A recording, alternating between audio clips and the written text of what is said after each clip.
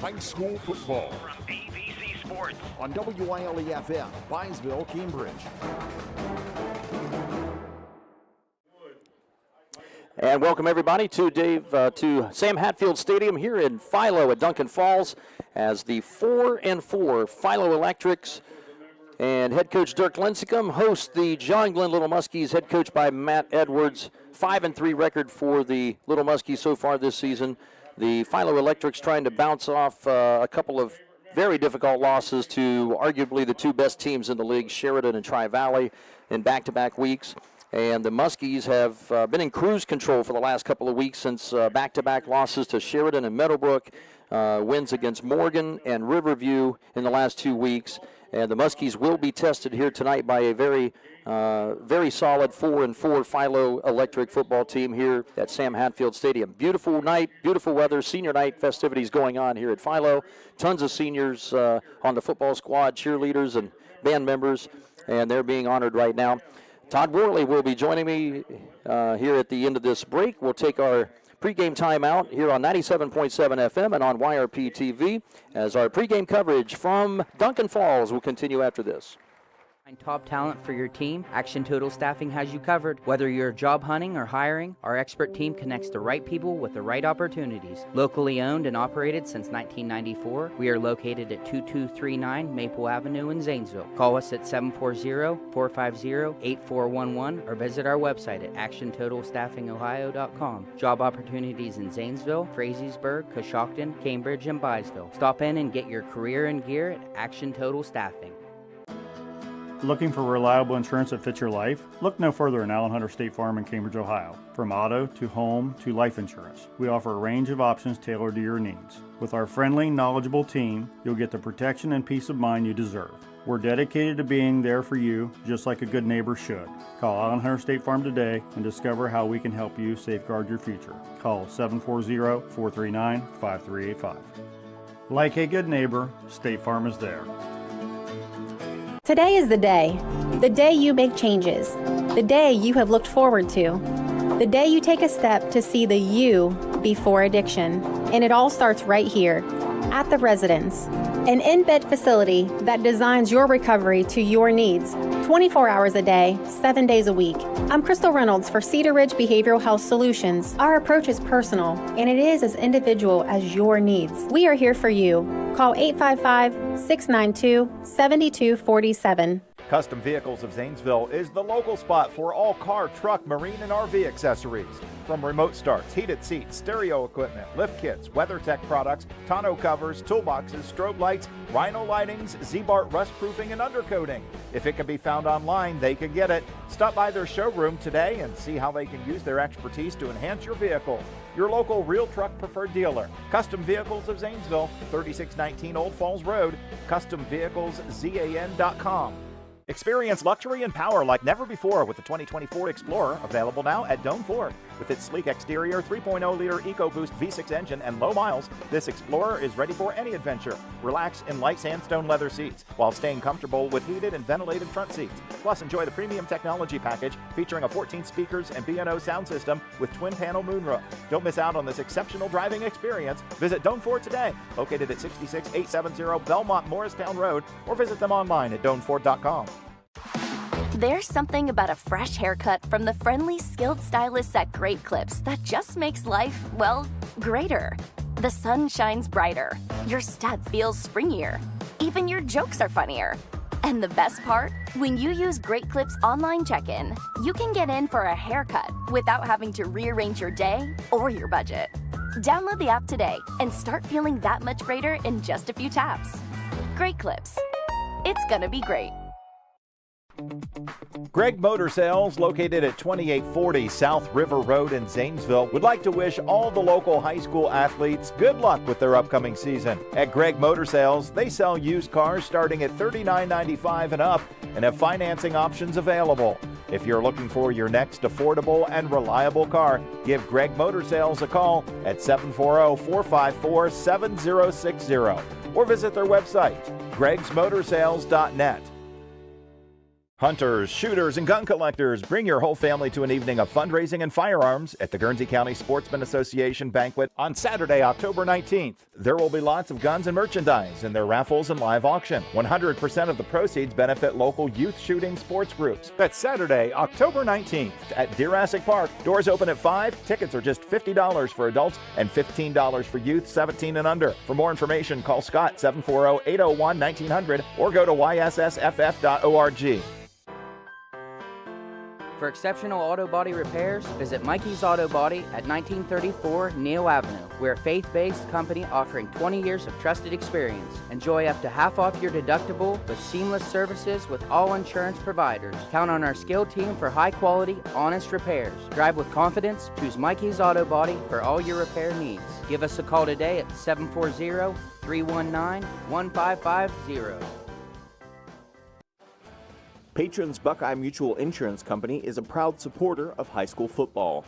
Contact one of the 42 agencies writing for Patrons Buckeye for a quote from your local insurance company covering Ohio. Whether you need coverage for your home, mobile home, cabin, seasonal home, a garage, or even farm equipment, Patrons Buckeye Mutual Insurance Company is located in Caldwell, Ohio, and can help.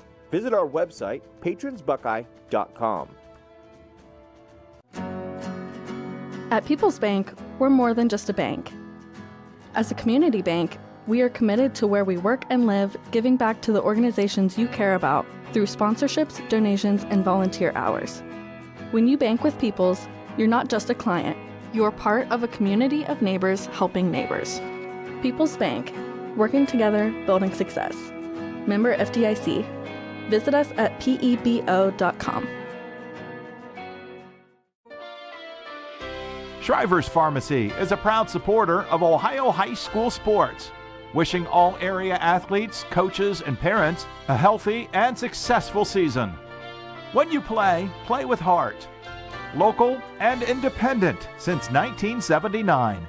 Shriver's Pharmacy, because we care.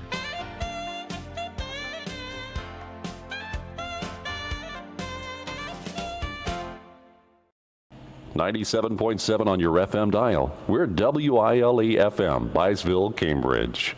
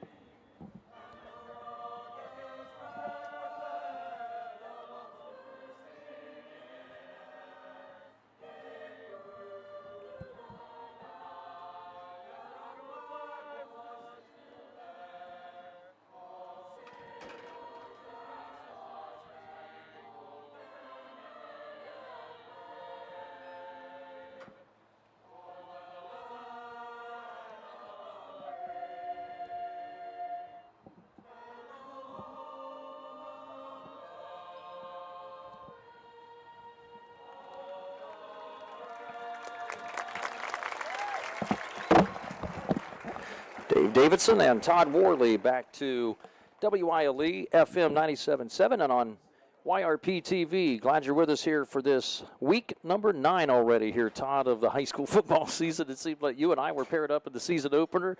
These weeks have flown right by.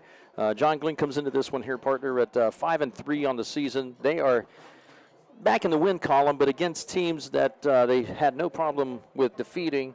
And really, they're still reeling from a mid-season swoon, and they really got to make up for it here tonight. And it's going to be 2 very challenging weeks starting here in week number 9 with Philo. You said it. If I'm a John Glenn player or coach, this is all such. These next 2 weeks are such a good opportunity to prove yourself. Like the Maysville at 2-6 coming into tonight is the best team record-wise that John Glenn has beaten this year, and so this is a really good challenge for the players. I know they're fighting for their playoff lives, whether they make it or not. When you have Philo and Tri-Valley these next 2 weeks. You treat these like playoff games. They're must-win games for John Glenn. You get those wins, see where let the chips fall where they may, and if you don't get in, at least you feel good about yourself to end the season that, we got some quality wins under our belt. Yeah, the Philo Electrics on the adverse side, Todd, they were kind of got off to a slow start a little bit. I think kind of finding their way a little bit. Dirk Lincecum's son has been in the lineup this year at quarterback. Really, I think junior's kind of come into his own here, has improved as the season has gone on. This team here got some nice wins against Meadowbrook, but basically they've beaten the teams that they're supposed to beat. They've had their tough part of their schedule already with Sheridan and Tri-Valley the last 2 weeks. Now they have what they consider, I know, are two very winnable games for them and get themselves a little more secure in the playoff picture. Yeah, it's been kind of an up-and-down season for Philo. You start off 0-2, then you reel off 4 straight, and I saw them in that Crooksville game. And even in that game, it was kind of a microcosm of their season. I thought they couldn't have started much worse on the first offensive and defensive possession, and then they just rolled from that point forward. And so now, can Philo get back on track after 2 straight losses and get a big win against John Glenn, who has to win? This is a huge game for both teams. We're going to see who plays better tonight on the field. Yeah, Talon Preston, very talented running back, actually has played at quarterback the last year or two. He's got some other skilled players, too. This is a Philo team that really replaced a lot this year. They had some really exceptional athletes the last couple of years. But this team, Dirk Lincecum, has got a pretty good system in place now after several seasons. So this team is still it took them a little while, I think, for the chemistry to really come together, and we saw that in the midseason. Yeah. One thing I'm looking for tonight, if I'm John Glenn, this has to be a focus of mine defensively. So in the Crooksville game, Philo would run a lot of unbalance. So what they would do is left tackle Christian Long. He's a sophomore, but he's listed at 6'7", 355. He's enormous. He's got some movement skills for a guy his size at that age. And so what they'll do is a run unbalance. They'll put him on the right side next to right tackle Landon Gill. So on the right side, you've got right guard, right tackle, then the left tackle. And they'll run right behind those guys. And that was tough for Crooksville to stop. And that, coming into this game, if I'm John Glenn, I have to have a plan for that formation. Well, I think in talking with Matt Edwards and a couple of the other John Glenn coaches, I think they're expecting Philo to really come out and just kind of flex their muscle and try to mash it against John Glenn. John Glenn, for the most part this season, Owen Edwards has done a really nice job. Statistically, he's looking really good at quarterback for John Glenn. Not a lot of explosive plays in the passing game, but a lot of dinking and dunking, sideline to sideline. They've stretched defenses very well when they've played well in their victories.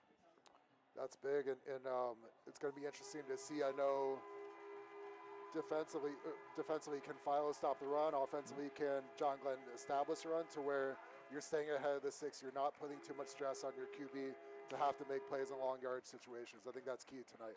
Absolutely. The Philo Electrics taking the field here on senior night, coming out through the tunnel. Across the field, they'll be in their Philo Electric blues tonight in their blue jerseys, white pants with the white helmets, gold Charger flash, lightning flash across their helmets, and the Muskies tonight in their all whites with the maroon numbers and the maroon stripe. We'll see just what transpires. The officials meeting here at center field right now at the 50-yard line. We'll take a look here at the John Glenn Little Muskies offensive starters tonight for tonight's game. Owen Edwards, of course, at quarterback, a junior at 5'9", 160 pounds. The offensive line of Clay Mathers, a 260-pound senior. Jimmy Boyd, a 215-pound junior. Rock Zimba in the middle, a 240-pound senior. 2 seniors on the right side of the line, Caden Stollard, 270-pounder, and a 300-pounder, Jake Dematillo. Wide receivers, Jake Johnson, a senior at 6 foot. Cannon Fox, another senior at 5'11", 195. And Ryder Pennington, a junior at 6'3". We'll also see flanked out there from time to time, too, Andrew Glob as well, 5'9", 170-pound senior for the Muskie offense. Running backs, we'll see a tandem of Gilcher. Logan Gilcher, a senior at 5'8", 160, number 27, and number 8, Reitz Metzger, 5'10", 185-pound junior for the Muskie offense. Philo's defense playing basically a 4-2 with a nickel package for a lot of it. 3 safeties, a couple of corners. Their defense, Camden Stoner, Landon Gill, Dakota Kinney, and Spencer Shook across the front line. Linebackers, Jacob Savage, Braden Bernard. Aiden Mayan, Alex Evans are the corners with the safeties Lincecum, Slade Sprinkle, and Talon Bailey.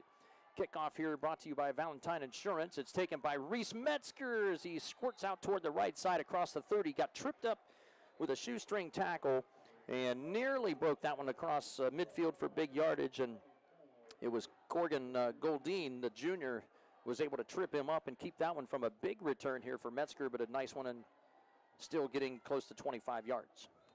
So these first few play calls for John Glenn offensively are going to be what they felt during the week was where they had the mismatches offensively. So it's going to be really interesting to see what John Glenn calls here earlier in this game.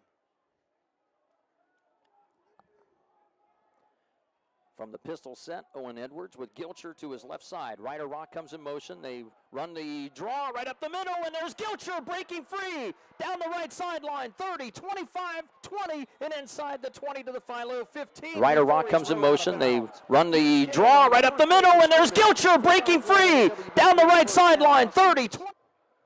Right tackle Jake DeMatteo had the key block there, blocked down, open up the hole. There's a giant hole to run through for a big play to open the game. Huge play for John Glenn to start this one. Unofficially a gain of 53 on that run by Gilcher, who split right off the center and right guard of Zimba and Stollard.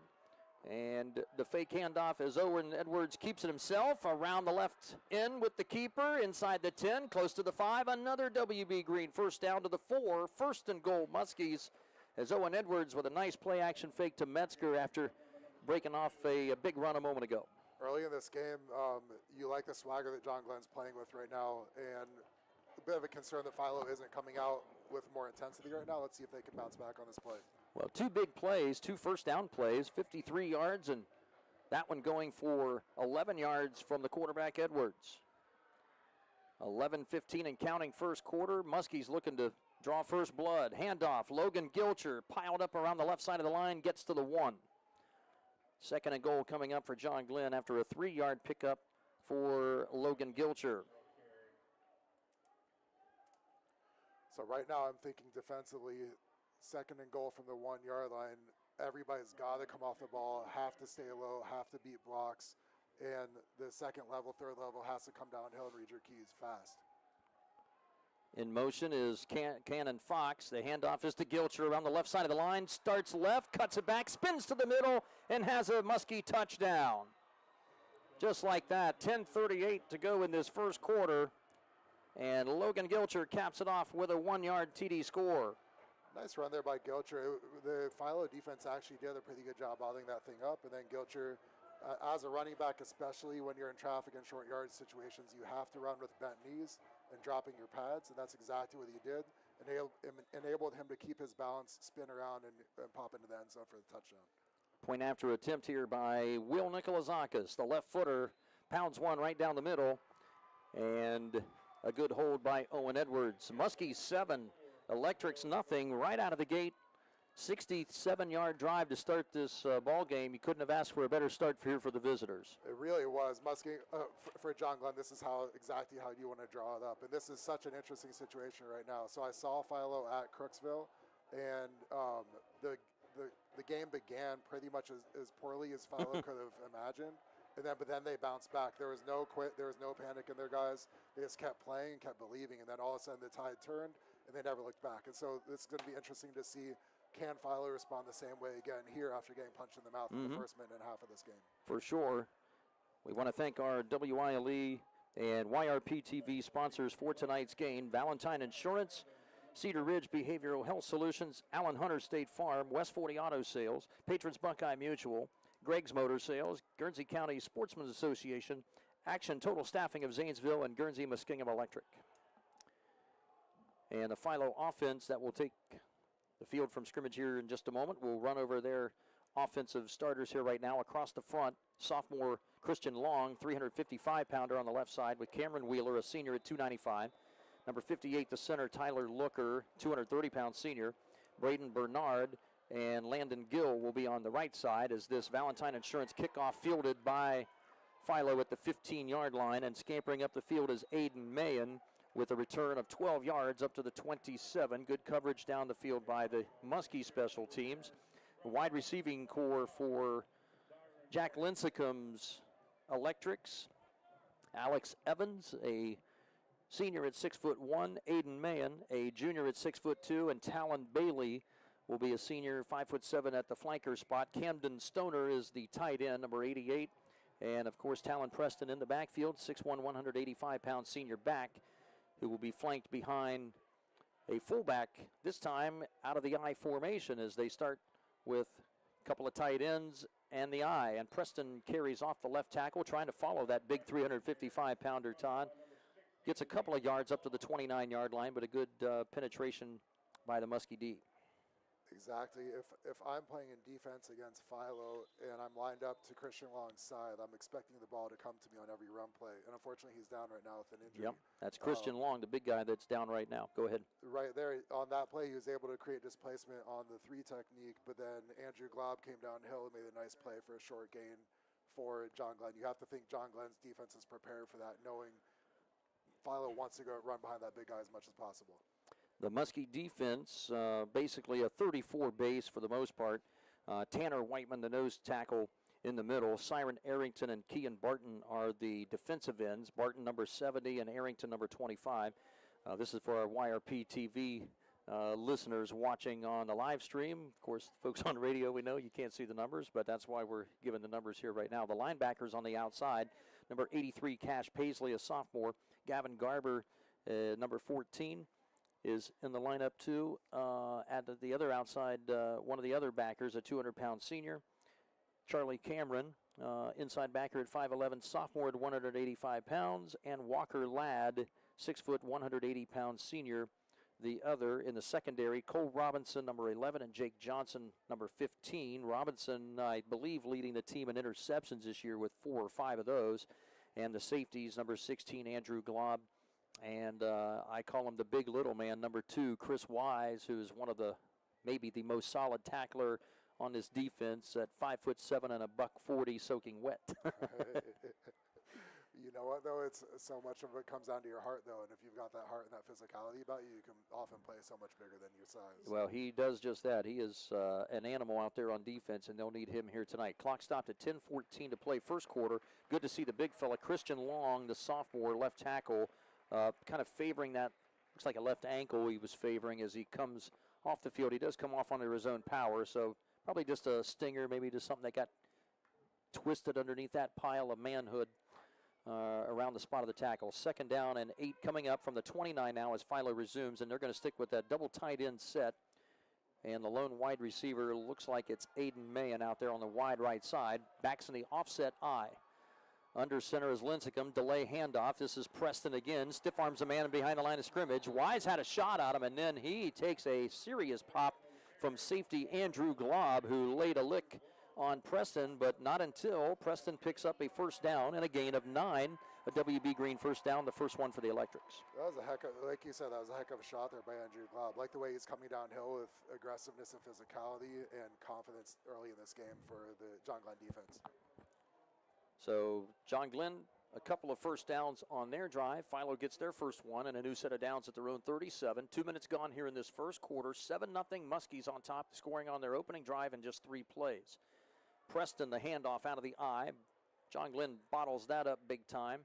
Walker Ladd is one of the first off of that pile. Tanner Whiteman and Siren Arrington, the two of the 3D linemen there on the pile as well. You called Tanner Whiteman's name. The last 2 plays, I've been really impressed by him. He's got some size, obviously, but then I like the knee bend and explosiveness. Really good at the point of attack. On that play, he ate up the double team, and he bottled that whole thing up for the John Glenn defense for the no gain. 2nd down and a long 9. They give Preston 1 on that carry. And again on the delay handoff out of the eye. He's got a hole on the left side this time. First down and more. 50, 40 down the near sideline. 35, 30. Finally pushed out of bounds by Glob, but not until he gets to the 27-yard line of John Glenn. And that's another big WB Green first down for the Electrics. Both teams gashing the other defenses here with big runs.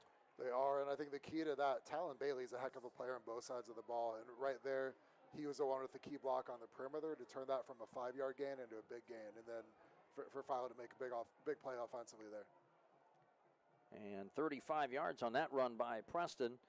Aiden Mahan will line up as the lone wide receiver to the wide right side of the field. Ball over on the left hash, and Philo will continue to run with their big running 2 tight end set. Backs in the eye. The fullback carries it through this time, and that is Big 13 Talon Bailey. Found some space along the left side, and did he fumble it? He was not down. He did fumble, and the Muskies recover at the 22-yard line. A 5-yard gain by the fullback Talon Bailey, but he coughs it up. I think a couple of Muskies got in there and really were digging at the football there, Todd. That's what you teach defensively as a coaching staff. Not only is everyone hustling to the ball to get the ball carried down, but the first guy there, you can hold him up, and everyone else comes in and tries to rake the thing out. And that really big momentum swing there for John Glenn early in this game. So, yes, with an even 9 minutes remaining in the first quarter, John Glenn gets the ball back after Philo had a lot of success in their running game as well. Gilcher, the motion man, going out wide to the left, faking the little bubble screen, and Metzger will carry it on the counter play, and he'll pick up, let's call it, looks like about 3.5 yards. We'll call it 3 to the 26, setting up a 2nd down and 7 for the Muskie offense, going to work now for the second time with a 7-0 lead. Right tackle Jake DeMatteo, one of the hardest things to do as an offensive lineman is to make your block at the second level, because it requires controlled aggression. If you go too fast, you fall in your face. If you don't go fast enough, the guy gets by you. Really nice play there. 3 receiver set for John Glenn. The handoffs to Gilcher, the lone back. Follows some blockers off the right side and is stopped just short of the 30-yard line. Another pretty decent pickup. That's a 3-yard pickup again, setting up a 3rd and a short 4 yards, or a long 3, however you want to look at it. The ball over on the right hash mark, and John Glenn's Owen Edwards here, Todd, still yet to throw a pass. But, this is where John Glenn wants to live. Staying ahead of the sticks on every play, setting yourself up for 3rd and short like this. And so now you've got run-pass options. Your entire playbook is open right now. And the fake handoff, Edwards. Oh, a little forward. Whoa, a little forward. That was a shovel pass to Ryder Rock. I think he meant to pitch it backwards. It bounced off the shoulder pad of Rock, and Rock, with the great concentration, able to catch it off the carom, get it to the 32-yard line, and he has a WB Green 1st down for John Glenn. That was a wild play that the Muskies dodged the bullet. They did, and the phrase, it's sometimes better to be lucky than good, it comes to mind. Sure right is. There. I mean, John Glenn almost hit disaster on that play, but really impressive play to hang on to the ball by the running back and get the 1st down. Well, Edwards was so far, out wide, I don't think Rock was expecting. He was looking for somebody to block. Next thing he knew, the ball was on his shoulder. Here's a deep throw for Pennington. Got it at the 40 and down at the 30-yard line on the left sideline of Philo. Another big pass play, setting it up. Owen Edwards connecting with junior rider Pennington for a WB Green 1st down. So that would have been an impressive pass by someone who throws it 35 times a game, but when your first pass of the game is an absolute dime like that on a deep ball, he dropped it in the bucket. An incredible pass there. And I believe that might be Owen Edwards' longest completion of the season, perhaps. It's very close if it isn't. A 38-yard pass to Pennington. 1st down and 10. Muskies inside the Philo 30 now. Rock comes back in the backfield with Gilcher. Rock gets the handoff. Starts out left and cut it back to the center and found a nice big hole there, about a 2-car garage-sized hole, and picks up 6 yards at the 24-yard line of Philo. So we talked about, right, as John Glenn's offense was coming on the field for the first series of the game, the first 5, 10, 15 plays of the game offensively have probably been scripted or at least planned to a degree by the John Glenn coaching staff. Have to give those guys credit. Everything they're dialing up early in this game is working. On the contrary, for Philo it isn't. So Philo's got to bounce back and counter all of this right now. 2 backs again on either side of Owen Edwards on 2nd down and a short 5. And Gilcher bounces off a pile inside the 20-yard line, carries that rugby scrum all the way to the 15-yard line of Philo, to the John Glenn sideline on the far end of the field. That's a WB Green 1st down, a pickup of 8 more yards for Gilcher. Philo looked like they had it bottled up nicely, but that offensive line stayed on their blocks and kept pushing. They did, and have to absolutely what you said. Then also Logan Gilcher, really impressed for a kid that size, have that balance and power. It's impressive. First down and 10, just outside the 15. John Glenn leading 7-0, looking for more. Gilcher again straight ahead, right up the center and left guard to the 10, inside the 10, close to the 9. 6-yard pickup on first down and 10, and the first man there to trip him up was Cameron Wheeler.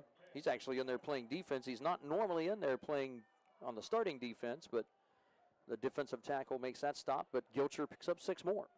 And Jake Demateo, the right tackle for John Glenn, has really had a good start to this game, both blocking as an inline blocker and at the second level. On that play, he pulled, had a nice block on the linebacker for the nice little game there. Cash Paisley now is in as a tight end to the right side. Again, 2 running backs, Metzger and Ryder Rock. Metzger gets the handoff coming around the left tackle, spins off a shoulder tackle at the 10. Could have been a tackle for loss for Philo, but he struggles forward close to the 5.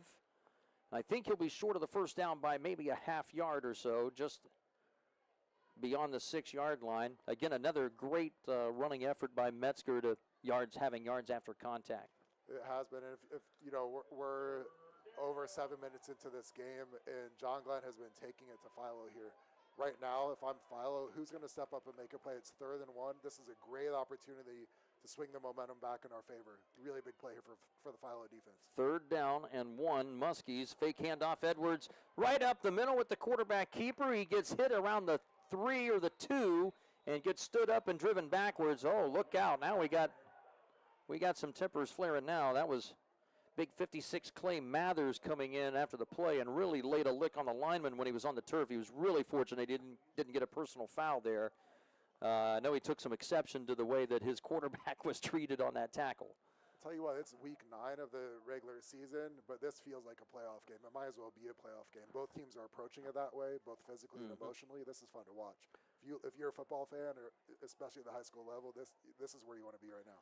3-yard pickup for the quarterback, Owen Edwards. 4:22 and counting first quarter. Already a 7-0 lead for John Glenn here at Sam Hatfield Stadium, Duncan Falls. Looking for a 2-score lead. Delay handoff, Gilcher. That one took a little bit too long to develop, and a nice blitz inside. I think that was Talon Preston who knifed in and stopped Gilcher for a gain, actually a loss of a yard. Right, and so much, as a coaching staff, sometimes you can dial up the perfect call offensively or defensively, but you have to have the players that can execute. And Talon Preston did exactly that. Blitzed off the edge, was unblocked, but that's still not always an easy play to make, but he did. Clock running at 3:45, first quarter. Muskies 7, Electrics nothing. Week number 9.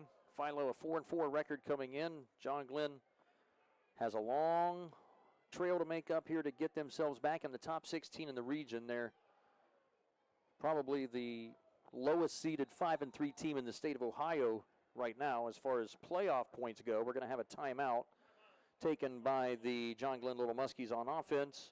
Their first timeout of this first quarter as they'll think about this 2nd and goal play from around the 4-yard line. It's hard, the game has started so well for John Glenn, especially offensively, so it's hard to second-guess them. But in this situation, you have Philo reeling at this point. I have to think Philo's defense is worn out. Philo hasn't had any answers for you yet. Philo's defense against your offense. I don't know if I necessarily like waiting to get to timeout, calling the timeout there and letting the players for Philo talking over the coaches and get a rest, get a drink. I'd rather just keep the pedal to the metal on them. That would have been my call there. Yeah. With John Glenn. Well, obviously, Matt Edwards, who basically runs the offense, he saw something within there that they didn't like, or maybe I saw the play clock was running down. I don't know if perhaps the play came in a little late. They were kind of wavering perhaps a little bit on what they wanted to call. The coaching staff maybe needed a little extra time to figure out, where you got to figure they're going to run this ball. Right. Only one pass attempt so far for Edwards. He completed that to Pennington for 38 yards, a big play to help set up this potential scoring drive. So we'll see what Matt Edwards and the Fish will conjure up here with a 2nd and goal from inside the 5. Gilcher is on the right side of the QB, Metzger on the left side. Out of the pistol, 2 receivers, and a fake handoff. They're going to throw a little quick screen out to Metzger, who has a touchdown just on a little hitch route for his running back, Metzger, who slipped out into the right flat and comes up with a 4-yard touchdown reception. Owen Edwards' second completion, and the Muskies a 13-0 lead early on here on senior night in Duncan Falls. So the timeout paid off. I mean, John Glenn's coaching staff right now is a step ahead on every single play of Philo right now. You had to think that Philo is thinking we need to stop the run on this play. John Glenn pulls out a bootleg, has a running back leak out to the flat wide open for a touchdown. Great play call, 14-0 early in this one. And Will Nikolazakis, the trusty left footer, with another PAT. And we'll take a 30-second timeout here on WILE Sports and on YRPtv. 14-0 John Glenn on top of Philo. And Todd and I will return with more of the first quarter after this. Stoney's RV Center is the place that makes buying a new RV easy. Ask about their on-site financing with very affordable payments, and they make on-site camper service calls to the area campgrounds. Stoney's RV also carries cargo trailers, car haulers, horse and stock trailers, and open utility trailers. They install hitch systems and fill propane tanks too. Stoney's RV Center, the place that takes camping to the next level, and a proud sponsor of our area high school sports teams. And welcome back to WILE Sports and YRPtv. Stoney's RV Sales and Service, Doan Ford, Shriver's Pharmacy, Great Clips of Zanesville, Mikey's Auto Body, People's Bank, Custom Vehicles of Zanesville, WB Green Insurance. Just some of our AVC Sports sponsors for this weeknight broadcast here tonight. Our thanks to all of them and more. 14-0 here, Todd, early on. The Muskies weathered the storm on defense a moment ago, but they got some questions to answer here against this tough Philo running game here in a moment. They do, and I think, saw on the sideline down in front of us, Talon Preston walking up and down, trying to keep everyone's heads up. It's going to be interesting to see how Philo bounces back here down 14-0 early. And this Valentine Insurance kickoff fielded by Aiden Mayen, coming up the left sideline to the 20 and knocked out around just beyond the 25. They'll spot him at the 27. And the Philo offense and Jack Lincecum will take over first down and 10, trailing by 2 touchdowns now in this first quarter with 3:14 to play. So Christian Long, at the end of that last series, he actually came in for that last play, I believe, before the fumble. And then so he's back on now, but is he 100%? Is he 50%? Where is he right now physically? Yeah, we will see. He is lined up at his usual left tackle spot. The tight end, Camden Stoner, next to him. 3 wide receiver set, trips to the right side. They'll hand it off straight ahead. This is Talon Bailey.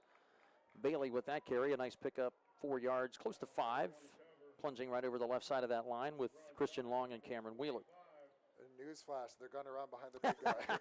Newsflash. So Keon Barton had the great job there, the unenviable task to go against a double team that included Christian Long, and he got driven off about 5-6 yards.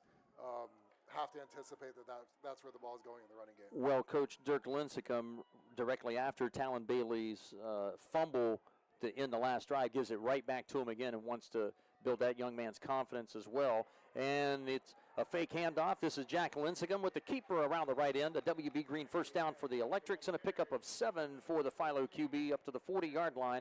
Arrington was out there along with Chris Wise and company. Zone reads like that, it's all about assignment football. Someone is assigned to the dive, the back the ball's being faked to, and someone's assigned to the QB, 1 or 2 guys for each. And when one guy doesn't do his assignment, you get a big gain like that. Electrics come to the line with 2:10 to go in this first quarter. 14-0 John Glenn on top of Philo. 3 bunch receivers to the short right side of the field and 1 running back, and they'll toss it to that right side, trying to follow those receivers' blocks. And Gavin Garper shuts that down. Number 14 for John Glenn cuts down the running back Bailey after a gain of just 1. Love that play by Gavin Garber. Instincts to read what's happening, instincts to work through traffic, comes downhill, makes the tackle on the running back for the gain of 1. Great play by Garber there.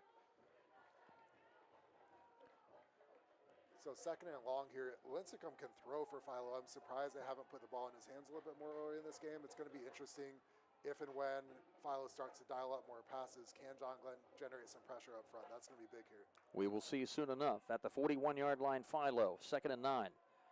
3 receivers.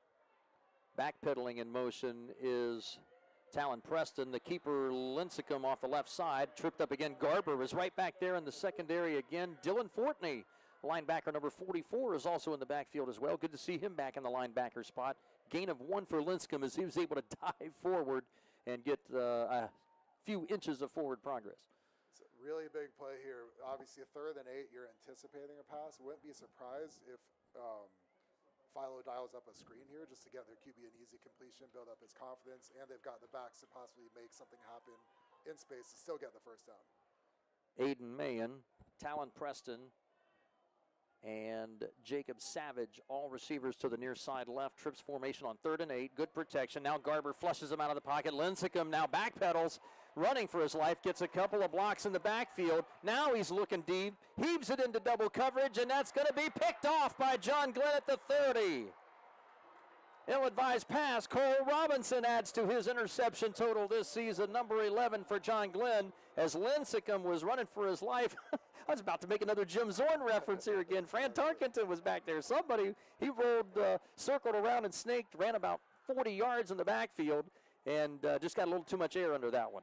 There was so much going on that play, from the pressure to the pocket presence to escape. Then there was a huge block laid on. Couldn't catch who made it. I think it was number 12 for Philo, maybe Hunter Hoffer or Talon Bailey. Took out 2 guys with 1 block. But then the huge interception on top of that to end the play.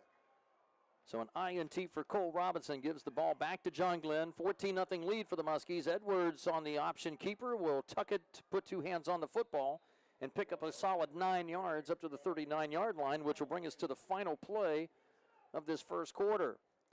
So it's John Glenn 14 and the Philo Electrics nothing. We'll step aside for just a 30-second break here on WILE Sports and on YRPtv as our high school football coverage of week number 9 with the Muskies and the Electrics will continue after this. In your time of need, will you be happy with your cut-rate car insurance? Will you have the coverages you need? Valentine Insurance is dedicated to protecting you and your family when you need it. As an independent insurance agency, we have partnered with many reputable insurance companies who even have local claims adjusters to provide you with unbeatable service. Are you going to trust a talking lizard to help you with your claim? Really? Don't let this happen to you. Trust the professionals at Valentine Insurance. Call 260-6699. Thanks a lot to our YRPtv crew here as well. And Mike Mitchell down on the, he's out in the elements here tonight, down on our sideline camera, which we go to from time to time here on our webcast for those viewers. Todd Worley, Dave Davidson at Sam Hatfield Stadium. Start of quarter number 2 here, Todd. It's been all John Glenn here so far. Philo Electrics were able to put together a good first drive, ended with a fumble inside the Muskie 30-yard line, and they really have not recovered since. They haven't. Then Cole Robinson just came up with a big interception. Like, when is Philo going to bounce back? Who's going to step up and make a play? When's it going to happen? That's key right now.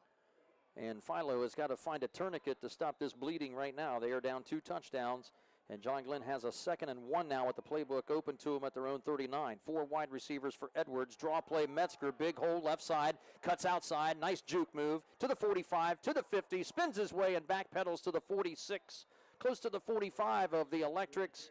And another big play, a 16-yard run this time for junior Reese Metzger at another WB Green first down. You called it.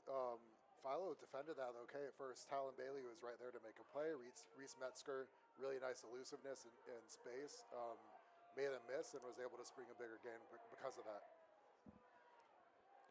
And John Glenn's offense is rolling on all cylinders right now. 4 wide receivers, 2 on each side for Owen Edwards. The JGQB fakes the handoff to Metzger, will keep it himself, and will get stuffed for a TFL, as they call it in defensive terms, a tackle for loss of 2 back to the 48.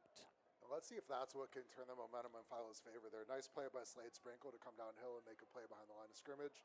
Can Philo's defense capitalize off of this momentum and get a stop here? Let's see.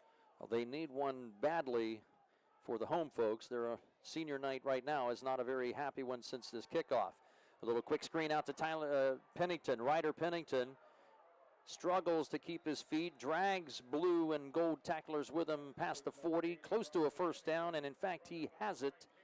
A pickup of 12, and they will move the sticks. Another WB Green first down for the Fish. Great effort by Pennington. It was, but I also want to point out Ryder Rock. An old coach of mine always said football is an organized street fight. They put the ball out there just for the parents. Ryder Rock is an animal there. Really physical on the outside, made 2 really nice blocks there. That wouldn't happen to be Coach Jim Zorn, would it? That said that. It wasn't Coach Z. It wasn't Z-Man, no. You know me by now, Todd. Yeah. I'm working hard to get these Zorny references in whenever I can. 3 wide receivers left side. They hand off. Metzger nearly tackled for loss. Flag comes flying in, probably coming back against John Glenn. A hold on the edge, it looks like, as Metzger was able to dash inside the 30 near the 29. Tripped up by Lincecum and Preston, but all for naught, looks like. So it said something similar when Philo was on offense. Owen Edwards has thrown, had the deep ball. There was an incredible pass, threw it with confidence, and obviously the accuracy there. Does John Glenn's having success on the run with the running game, but we've got 1st and 20 coming up. Does John Glenn dial up a passing play coming up here? We'll see. Head referee Jim O'Donnell makes that call. It is a 1st down 20 now for John Glenn. Move back to the Philo 46-yard line. 10-14 and counting here in this second quarter. Muskies 14, Electrics 0. And really the first real setback on offense now for John Glenn. Usually these holding penalties are drive killers. We'll see if it turns out that way. Edwards trying to set up a middle screen, finds Metzger in traffic, caught at the 46, through the hashes, to the 40, to the 35, and finally brought down at the 34 by Aiden Mahan and linebacker Braden Bernard, number 57. But a nice chunk of yardage picked up there. They get about 13, 12 of it back. Good play call by John Glenn, but what drives you crazy as a coaching staff, if I'm Philo, is sometimes you can have your players can do what they're supposed to do on the play, and the other team just has more talented players. And right there, Philo's defense was in position to make a play. Reese Metzger was just too good, making guys miss, running with balance and knee bend and power there. Impressive. Pennington, the receiver, to the near side left. Rock and Fox to the right. Handoff Gilcher straight up the middle. And again, he's hit at the line of scrimmage. And both Gilcher and Metzger here, Todd, they have been carrying tacklers with them. Their forward momentum has rarely been stopped. And there is another 3 more yards after contact to the 30-yard line. And so you went from 1st and 20, and now you've got 3rd and 4. And that's can't ask for much more than that as an offense when you get backed up into 1st and 20. So now you've got the playbook's wide open now here.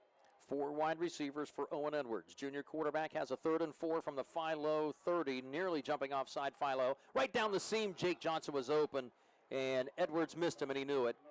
He was wide open. That was 6 points right down the left seam for the flanker receiver, Jake Johnson, incomplete, just out of his reach. Man, and so when Owen Edwards hit the deep ball earlier in this game was, the receiver is covered perfectly. He just dropped the ball in the bucket there. This one, the receiver is probably too wide open, and I think Owen Edwards just pressed a little bit and rushed it, and it wasn't accurate there. I know he wants to have that one back. So a 4th down and 4. Muskies will go for it with 8:40 to go second quarter, leading 14-0 at the Philo 30-yard line. They got to get to the 26. A quick clap, a snap. Edwards with good protection, looking deep down the middle, looking for Ryder Rock or Pennington. Actually, both of them were in the area, kind of running some skinny posts. Both of them, looks like Rock was the intended receiver, but Pennington actually had a better shot at catching it. And Edwards, perhaps a little bit of confusion in the route or the throw, as Edwards is now talking with Matt Edwards over on the sideline. But the Muskies turn it over on downs. Philo dodges a bullet here, getting it back at their own 30. Yeah, so it looked like Ryder Rock could have adjusted to that more when the ball was in the air, and I don't know if he catches it, but maybe he has at least a chance to. Mm-hmm. Didn't adjust like how you'd like, but for Philo, give them credit. They were John Glenn was moving the ball on them, but the defense stiffened, and now they've got the ball back. Let's see if Philo's offense can put something together. First incompletion for Owen Edwards on the night. Philo takes over at the 30, offset eye in the backfield, and now out of the pistol is Jack Lincecum, the junior QB, looking to the left. Little quick screen out to the left flat. That was well short. Didn't quite even make the shoe tops of Aiden Mahan, the intended receiver, number 7, 2nd down and 10. Yeah, Not sure what happened there. I don't know if he was expecting the receiver to kind of cut inside like a middle screen, but that was kind of an un-Lincecum-like throw. Really was. So I think the ball might have just slipped out of his hand. And that, to me, though, that's why you need to get your QB in rhythm early in the game. We're 8.5 minutes left in the second period here, and he hasn't thrown enough to get to have any rhythm yet. 0 for 2 passing right now, 1 interception. And a couple of backs Preston trying to follow his lead blocker, Bailey, through the line, and not much there through the right side. And bottling up that run for the Muskies was Max Morrow, a junior at 185 pounds. Nice job by the linebacker getting some PT here for the defense, and a 3rd and 9 after a gain of just 1 yard to the 31. 8 minutes remaining first half, 14-0 JG. Short gain there, but still like the double team between right tackle Landon Gill and the tight end number 15. He's not on our roster, but nice double team there. 2 wides left. Aiden Mahan to the right side. Linscomb looking left side. Again, a low throw. This one's going to be caught by, that's Jacob Savage. I think number 10. Those numbers get scrunched up a little bit. Yep, Savage with the catch, but again, it's right down at the knees by Linscomb. And again, that's the second time that the left-hander has thrown to his left. I mean, he's kind of throwing to his strong side a little bit, but still kind of short-armed at. Only picks up 3. Punt time here for Philo. So that one I actually liked because I think he intentionally threw it low because he was throwing his receiver open because he knew he was going to get destroyed if he threw it up where it was usually supposed to be. So I think he intentionally threw it low there. So I'd like to see that on a macro level for Philo because it looks like Linscomb threw that ball with confidence and was accurate on that ball. Senior Mason, Todd. Senior Mason Runkle with that punt for Philo, a high one, and it's going to be fair caught by Johnson just inside the 39-yard line of John Glenn. So the Muskies with decent field position again, now going on their 4th offensive possession of this half, already leading at 14-0, 7:14 to play before halftime. The Philo defense got the help of a holding penalty last time for John Glenn to stop them on downs. They're probably going to need a little bit. They're going to have to buckle down a little bit more and not rely on a Muskie mistake. It's going to be interesting play calling wise for John Glenn. Do you start to mix the pass in more, or you've got the momentum running the ball fairly consistently here? Well, Rock's going to set up in the backfield with Gilcher, and the handoff goes to Gilcher as Rock tries to lead him around the left tackle, but a lot of blue jerseys were out there to greet him. No gain for Logan Gilcher. Sprankle came in, the outside linebacker on that stop. He did, and a nice play. You talk about setting the edge, and that's key for defensive ends at all times. And Spencer Schick did a nice job of that on that play for Philo. Only the second time a Muskie runner's been stopped for no gain or a loss in this game. 2nd down and 10. Gilcher now sets up on the left side of the QB. 3 receivers right, Pennington to the left. Edwards continues to look over toward the sideline. Still 8 seconds now on the play clock. And they're going to use it all up right here. And they're going to call a timeout.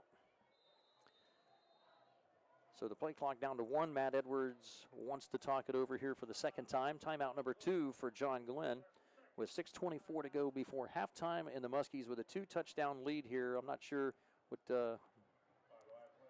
seems kind of, sort of a strange time for a timeout, but obviously there was something that it's 2nd and 10 here. They're maybe debating run or pass, or they want to maybe pull out a little special play on the playbook. I'm not sure.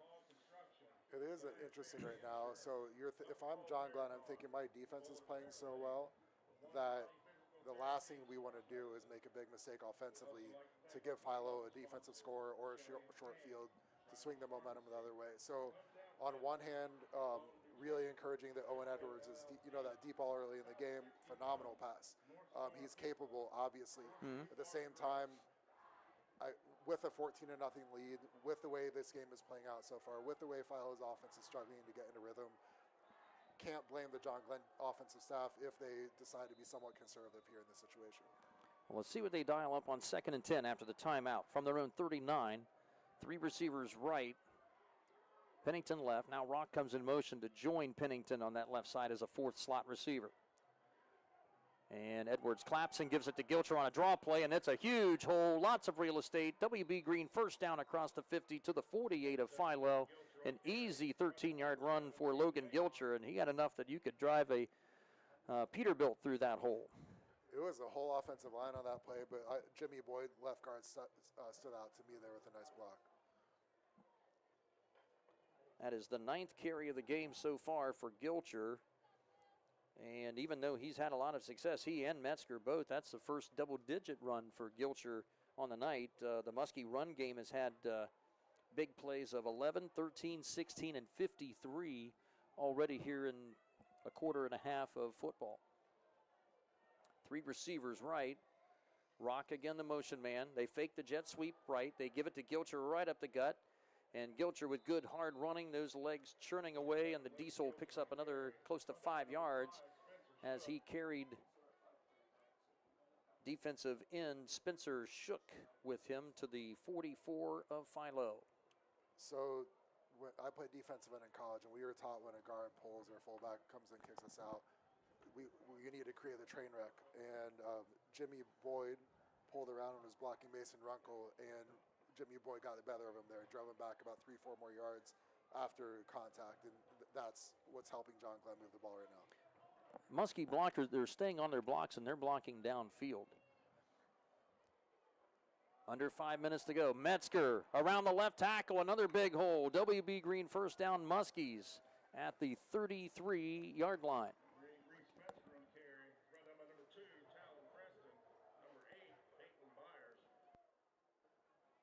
4:44 and counting in the second quarter. Another WB Green first down, another big run for Metzger, and that's the 3rd time in 4 carries here, Todd, that he has run for a first down. He has, and I also like the decision. John Glenn had been pushing the tempo offensively, and now they're taking a little more time between snaps. They just run this clock. You've got a lead. Keep it rolling.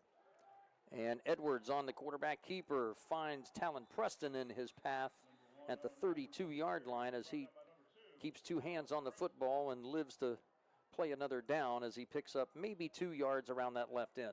Good play by Preston, and now this sets up a really pivotal play right here. We've got 2nd and long. This is, again, an opportunity for Philo to step up, get off the field, swing the momentum back the other way. They've had some opportunities to do that. Can they do it here?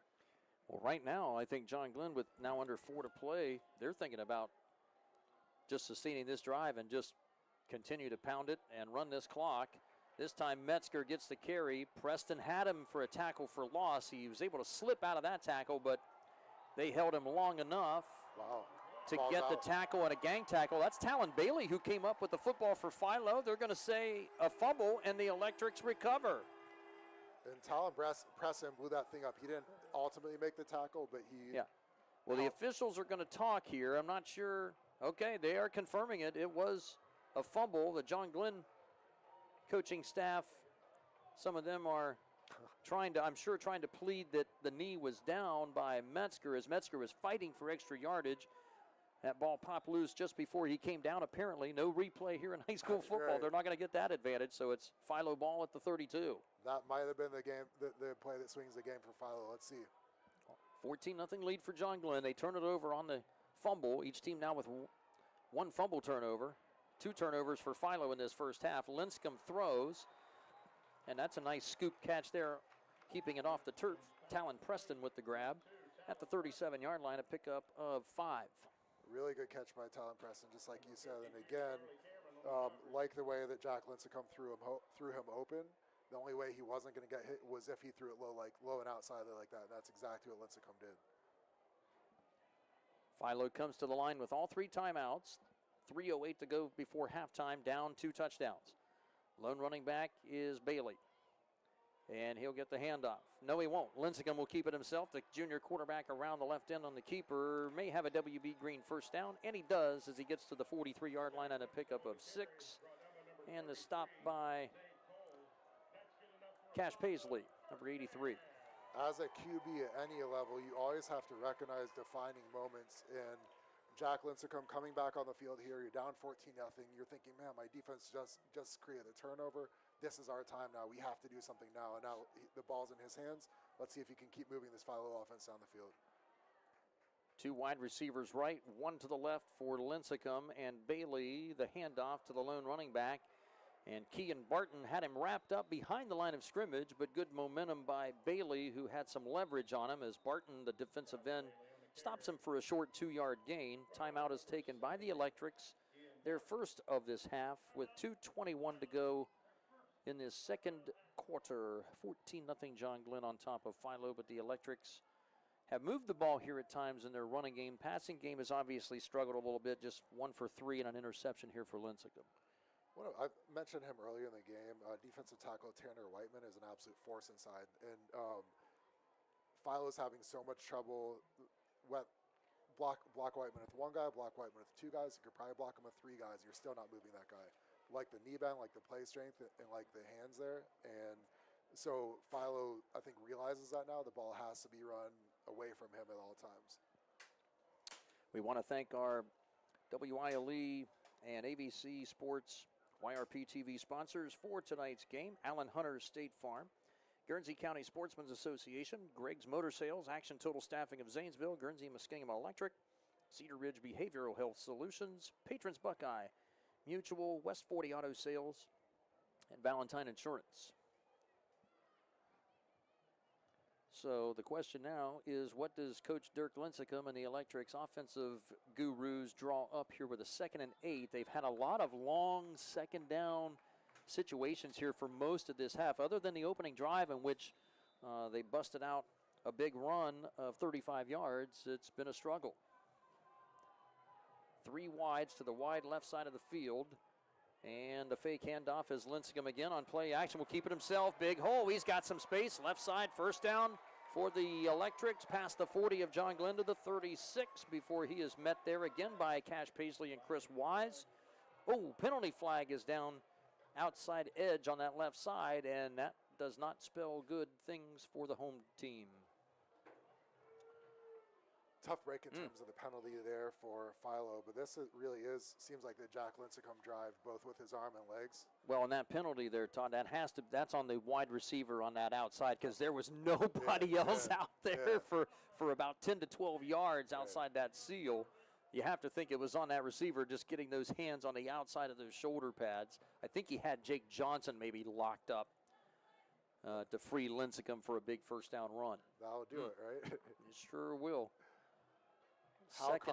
So how confident are you in your QB now? 2nd and about 17 here. Yeah, they're going to have to get confident now. Trips receivers right. Again, the fake handoff. Lincecum has got some room. Gets some good blocks out here from his wide receivers this time without holding. And Lincecum runs it just short of the 50-yard line. A nice pickup, 11 yards for the Philo quarterback to set up a very makeable 3rd down and 4 here. Again, some drives are more important than others. This is a huge drive. Philo needs this. Philo needs some kind of points here. And Lincecum knows that, and he's executing right now on this drive. 3 wideouts left side. Hayden Mann to the right side. 1 running back. That's Bailey. Bailey gets the handoff, follows his big left tackle, Christian Long, through the hole. You've been singing the praises of Long, and that time Long was looking for someone to level as Bailey follows him through the line for a WB Green first down and a gain of 5. He made a good block, and right tackle Landon go like the explosiveness in the knee bend on his down block there to help open that thing up as well. Electrics are going to hurry, and there's about 2 or 3 Electrics that missed the snap count, and that will be a 5-yard setback against the offense here on a false start. With 1:21 to go in the second quarter, 14-0 John Glenn. Philo looking to get back into this game and get that goose egg off the board before halftime. So, interesting play call here. Again, Lincecum can throw the ball, and you have to think John Glenn isn't in rhythm in a passer standpoint. Let's see what happens here. 4 wides for Lincecum. Barton nearly jumps but does not get into the neutral zone. And now a high snap to Lincecum. That's going to be a false start too. Barton, the left defensive end for John Glenn, made a jump, but you had a pretty good bird's eye view right down the center of that line of scrimmage. Philo fans are upset by that, but Barton never entered the neutral zone. And then I think one of the linemen on the left side had moved prior to the snap.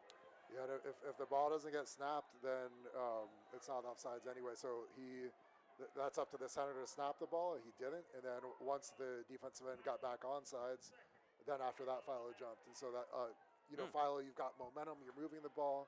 You just overcame the penalty, and now you're right back to 1st and 20. So hate to see that for the Philo this offense. Is a tough set of plays here from scrimmage for the Electrics after they had some momentum, forced the turnover on the fumble by Metzger, stripping the ball away as Metzger was trying to get some extra yards. We have the clock stopped at 1:13, second quarter. Each team now with 1 timeout remaining.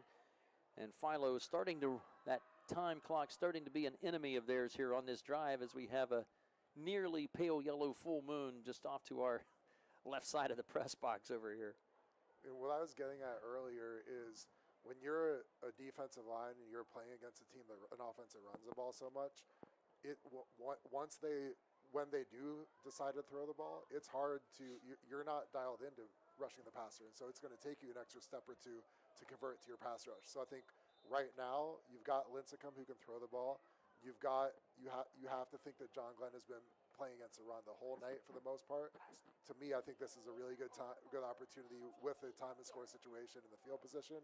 To me, if I'm Philo, I'm putting the ball in Jack Lincecum's hands here and saying, show us what you can do with your arm.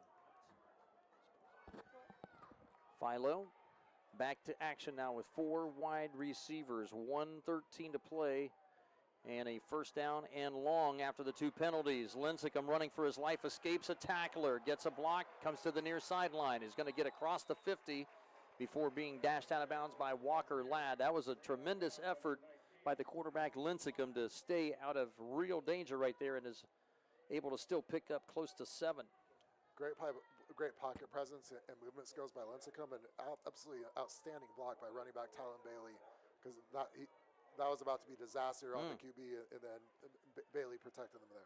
Well, Lincecum has proved elusive here in this first quarter. Now sets up, throws in a little curl route. That's caught by Aiden Mahan at the John Glenn 37, 38-yard line. That'll be about a half yard or so short of the first down.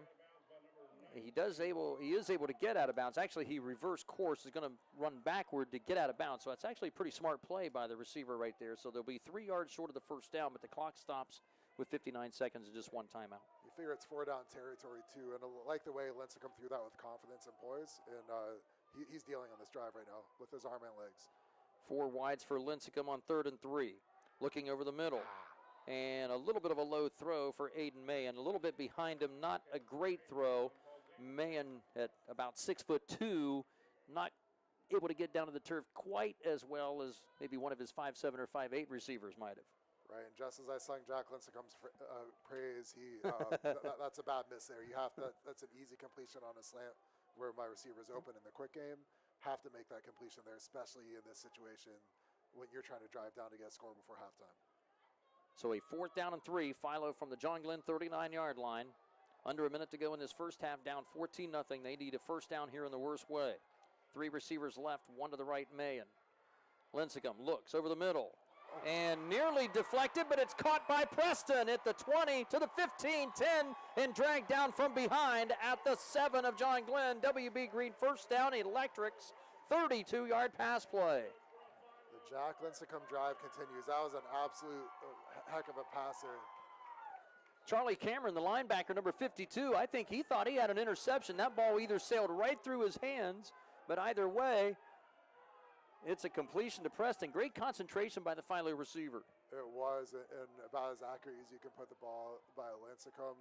4th and 3, that's a clutch situation where your QB has to come through, and he did. And then, so now you've got after spiking, you've got 2nd and goal here at about the 7-yard line. I wouldn't mind putting the ball in Lincecum's hands with. Well, looks like an illegal substitution is the initial call by one of the sideline referees. So I'm not sure exactly. They're talking it over right now. The penalty coming here after the spike ball. I'm not sure. Did Philo maybe only have 10 in the huddle? The Philo coaches were screaming that there should be a flag thrown. So it must have been some sort of substitution infraction on John Glenn, I'm thinking. That wasn't caught right away by the officials. Yeah, I mean, there's 11 on the field right now. Matt Edwards is looking for an explanation from the referee on that side. I'm not sure how they got the penalty, but it is a 5-yard penalty nonetheless. It'll be half the distance to the goal penalty, setting him up around the 3-yard line, first down and goal. And we got all kinds of chaos going on now. Timeout. So John Glenn will burn their final timeout here on defense. They want to calm things down, reset here a little bit, get their bearings back, and try to hold Philo out of the end zone. Still 44 seconds here for the Electrics. All the playbook to their liking, at least in the running game here. They still have the one timeout that they can use if they absolutely have to, but certainly you would think whatever they run here, they won't have to necessarily rush to the line of scrimmage and hurry this play, and they can save their timeout. Yeah, plenty. The time is no longer a factor for the rest of the half for the Philo offense. So if I'm John Glenn's, when Philo's had success running the ball, it's been behind left tackle Christian Long for the most part. If I'm, to me, John Glenn's best defensive lineman against a run is Tanner Whiteman. I'm as many times as possible, I'm having him on Christian Long's side of the line of scrimmage, because when he's on the other side, he can change the line of scrimmage on the other side. But if Christian Long's on the left and the ball goes behind him, John Glenn could still be in trouble. So to me, that would be one strategic tactic I would employ if I were John Glenn's defense right now.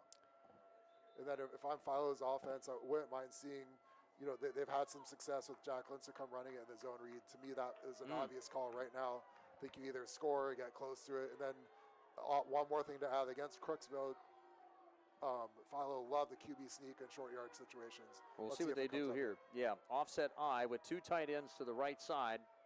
And this will be the quarterback, Lincecum, just plowing straight ahead through the line. Nothing cute about that play. And Philo mashes it in for an Electrics touchdown. That's their calling card. When they get in close, you got a big QB, you've got a big offensive line. And not only, even when the offensive line doesn't get an initial push, love the way Lincecum operates on the QB sneak, and he keeps his legs driving, keeps his balance, keeps the center of gravity down, and is able to still make some yards. What a change of complexion here in the last 4 minutes of this half.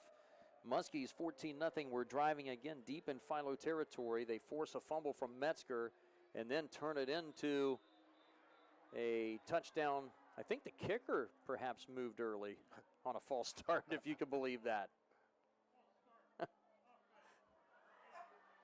The kicker took a half step forward. He flinched. He just mistimed it. I think he was just eager to get going. The place kicker is Cohen Davis, a freshman, number 80, and you don't see that often. Once in a great while. I mean, you've been around all levels of football here for years here, Todd. I'm not sure you've ever seen that before. Never, ever, no.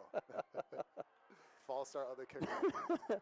So the holder is Grant Carpenter, number 4, and the freshman kicker pounds it through. Point after is good after the 5-yard setback. And it's a new ball game again. 14-7, John Glenn over Philo. The Electrics have weathered the storm and have answered back with 35 seconds left in this second quarter. We'll step aside for 30 seconds, and we'll return with the rest of this first half on 97.7 FM and on YRPtv.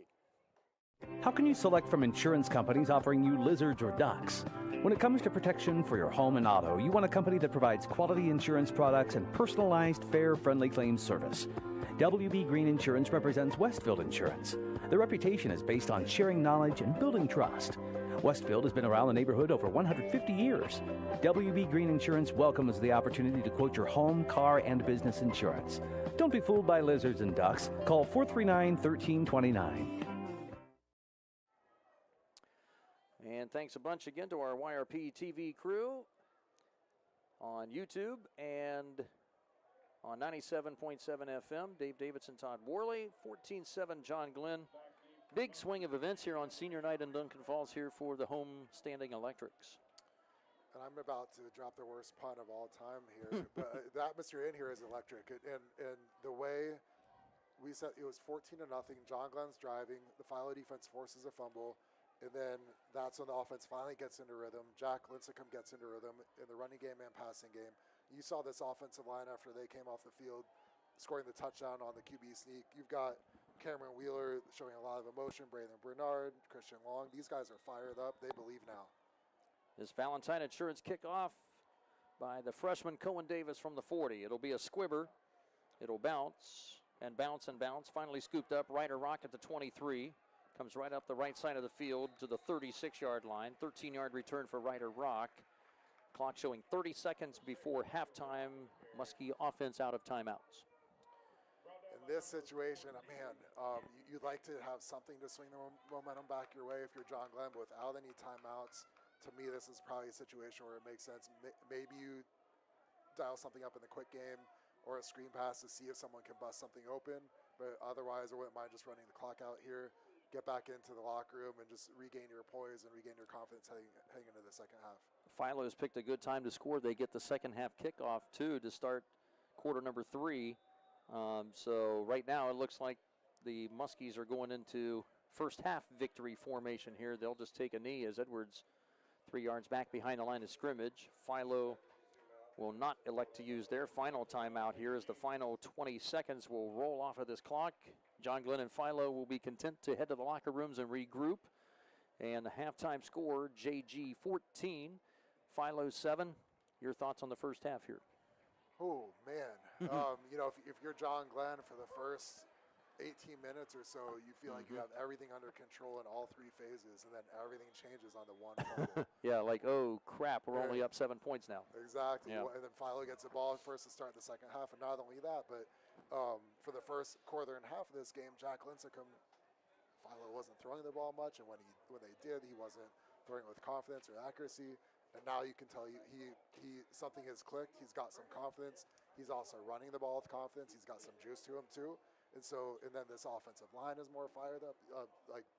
Philo's got all the momentum on their side. So now if I'm John Glenn, I go into the locker room and I say, guys, when we play our game, John Glenn, I'm sure, feels like they're the better team tonight. And so Philo in the last 6 minutes, Philo feels that they are. And so both teams are going to go into the locker room, say, when we handle our business, we're going to win this game. So the second half, it's going to be key. Who can avoid the costly mistake? Who can execute to the best degree? Well, in the John Glenn games that I've seen so far this year, a similar pattern against the tougher opponents in the league. Sheridan comes to mind, of course, number 1. And then here again tonight, when the Muskies are driving, they got momentum. When they turn it over, usually these turnovers happen. And it's as a coaching staff, I would think it's hard to kind of quash the players' enthusiasm a little bit because they're digging, they're refusing to go down, they're struggling for extra yards. When you do that, you've really got to put some extra protection on the football, because when you stay up, you don't realize you have a lot more chance of a couple of other guys coming in and snatching it away. I've seen that a couple of times.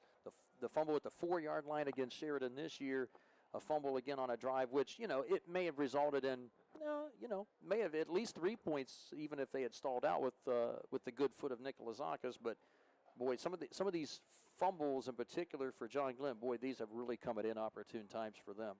That's big, and we said, it is week 9, but this really has a feel, and for all intents and purposes, this is a playoff game for both teams. And so, and when you're in a playoff game, the one mistake like that can cost you the game, cost you the whole season. And so, but now, fortunately from John Glenn's perspective, you've got the second half, you've still got the lead, and you have to be saying, guys, so defensively, one area where Jack Lincecum and Philo had some success is in the zone read. So zone read, so much of that comes down to, are we playing assignment football? Do we have the guys who are assigned to the QB, no matter whether your hands it off or not? We have guys assigned to the QB. Are they handling their assignments? I think that's one key to focus on defensively for John Glenn in the locker room at halftime right now. We'll take a look here at our Bradley lending team with First Ohio Home Finance scoreboard update here in just a moment. We do want to thank our 97.7 FM and YRPtv sponsors before we get to our halftime show with Dave Hilliard and Brett Klein. We want to thank WB Green Insurance, People's Bank, Doan Ford, Shriver's Pharmacy, Great Clips of Zanesville, Mikey's Auto Body, Custom Vehicles of Zanesville, and Stoney's RV Sales and Service. A handful of scores will pass along here. New Lexington, late second quarter, 12-0 lead on Crooksville. Tri-Valley in the big game of the night in the MVLs at halftime. Tri-Valley leads Sheridan 7-3. That game in Dresden tonight, that's a halftime score. Meadowbrook and Maysville, last report, they are scoreless. Claymont and Ridgewood tied at 7. West Muskingum an 8-0 lead, late first quarter on Coshocton. Morgan all over the hapless Black Bears of Riverview. That football team really just struggling to put a team on a field this year. 34-0 Morgan up in Warsaw, beating up the Black Bears. Granville and Zanesville, no score. And as of last report, Bishop Rosecrans and Miller, no score in the first half of that game. Beaver leads Cambridge 14-0. Toronto over Caldwell 14-7. And the mighty Rocks of Barnesville roll on as they are beating up the Zeppelins in Shenandoah 28-0. The score in the second quarter of that one. Our halftime score from Sam Hatfield Stadium here in Duncan Falls, the Muskies 14 and the senior night homestanding Electrics 7. We'll step aside here for a few minutes or so, about 10 to 12 minutes. Our halftime show coming up with Dave Hilliard and Brett Klein is next here on AVC Sports. Welcome to week 9 of the AVC Sports halftime show. Brett, 9 weeks of high school football already. Can you believe that? We are almost done, Dave, and next week is the final week of the regular season. Yep, and we've got 4 games on the family of AVC stations tonight. Starting off, Shenandoah, the Zeps at the Rocks tonight. Absolutely. So the Zeps started off the season 2-0, had wins against Edison, had wins against Shadyside. Good start. Since those first 2 weeks, 0-6. That's been a rough go for them. And Barnesville has continued their regular season winning streak. They pulled off a 30-point win, 44-14 against the Monroe Central Seminoles, which is available on yourradioplace.com. We had video and radio coverage of that. A very good game between the two. But Barnesville currently 8-0, so it's going to be tough for them to take a beat to the Zeps this week, I believe. And Barnesville with that second longest regular season winning streak in the state of Ohio, so that's pretty impressive. Now, also, we've got Meadowbrook at Maysville tonight on Nash Icon and also YRPtv. The Colts, they've been up and down, to say the least, but they are 4-4 right now. It's the first time they've ever played each other as members of the small school division of the MVL, and they've only played 3 times overall, which I found that interesting. I thought maybe there had been a few more matchups in there, but Meadowbrook's won 2 of those, and including last year they beat Maysville 20-17. Over in Byesville. We've also got John Glenn at Philo tonight. I think this is a very interesting matchup. That's on WILE 97.7 and also YRPtv. John Glenn, another team that's been up and down all season long. They're 5-3. Very well, they could have been 7-1 maybe at this point as well. Yes. But they are traveling down to Philo, and I think Philo presents problems because they can really run the football very well. So I think that's going to be interesting. Philo entering week 8 now on a 2-game losing streak. They had won 4 in a row, so they lost 2, won 4, lost 2. So it's kind of been a season of streaks for them. And a win against John Glenn would give the Electrics a winning season. So a lot on the line in that game. And then our last game, we've got Toronto at Caldwell tonight. Yes, we do. So the Red Knights are going to come down. Caldwell, just about, like every other team in the area, they've been up and down. They're also 4-4. As we're looking at Philo and as we're looking at Caldwell, and we'll talk about here a little bit later, but we're looking at 2 potential playoff locks moving into the postseason. Caldwell, they start up the season a bit rocky, but then they've been able to pull off a handful of wins. They have a big game next week against the Zeps, and then Toronto coming in 6-2. Good I think football team. Right. I think it's going to be a close game. Red Knights, like I just mentioned, 6-2, and they've won their last 2 games very easily. Yes. They took down Buckeye Local and Conotton Valley, and we're going to see tonight kind of if the Redskins are ready to kick it into gear and make a run in these playoffs, or if Toronto just kind of have their way with them. Well, we've got the Redskins and the Red Knights, so that's a very red football game. Absolutely. At Caldwell. When we come back, we're going to talk about what happened last week.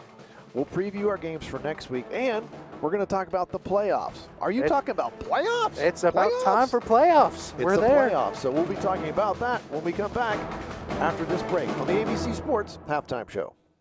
AVC Communications is your one-stop destination for all your marketing and communication needs. Whether you're a small business or a large corporation, our expert team specializes in creating customized solutions that drive results. From radio advertising and digital marketing to graphic design and event promotions, we've got the tools to make your brand stand out. Locally owned and operated, AVC Communications is dedicated to helping you connect with your audience and grow your business. Trust us to take your marketing to the next level. Welcome back to the AVC Sports Halftime Show. Brett, let's talk about what happened last week. And I got to tell you, first up, I had my first opportunity to see West End play, and they were really impressive as they shut out their third straight opponent. They beat Maysville 43-0. They have such a good mix. They can really throw it. They can run it well. The Panthers just struggled against the Tornadoes defense. As we said, that's 3 straight shutouts for West End. And, of course, they couldn't contain Jake Anton, who's the quarterback for West End, and the running game, it was just dominant. They just had their way, and a very impressive team. So I look for West End, as we talk about playoffs, that could be a team to keep an eye on. Absolutely.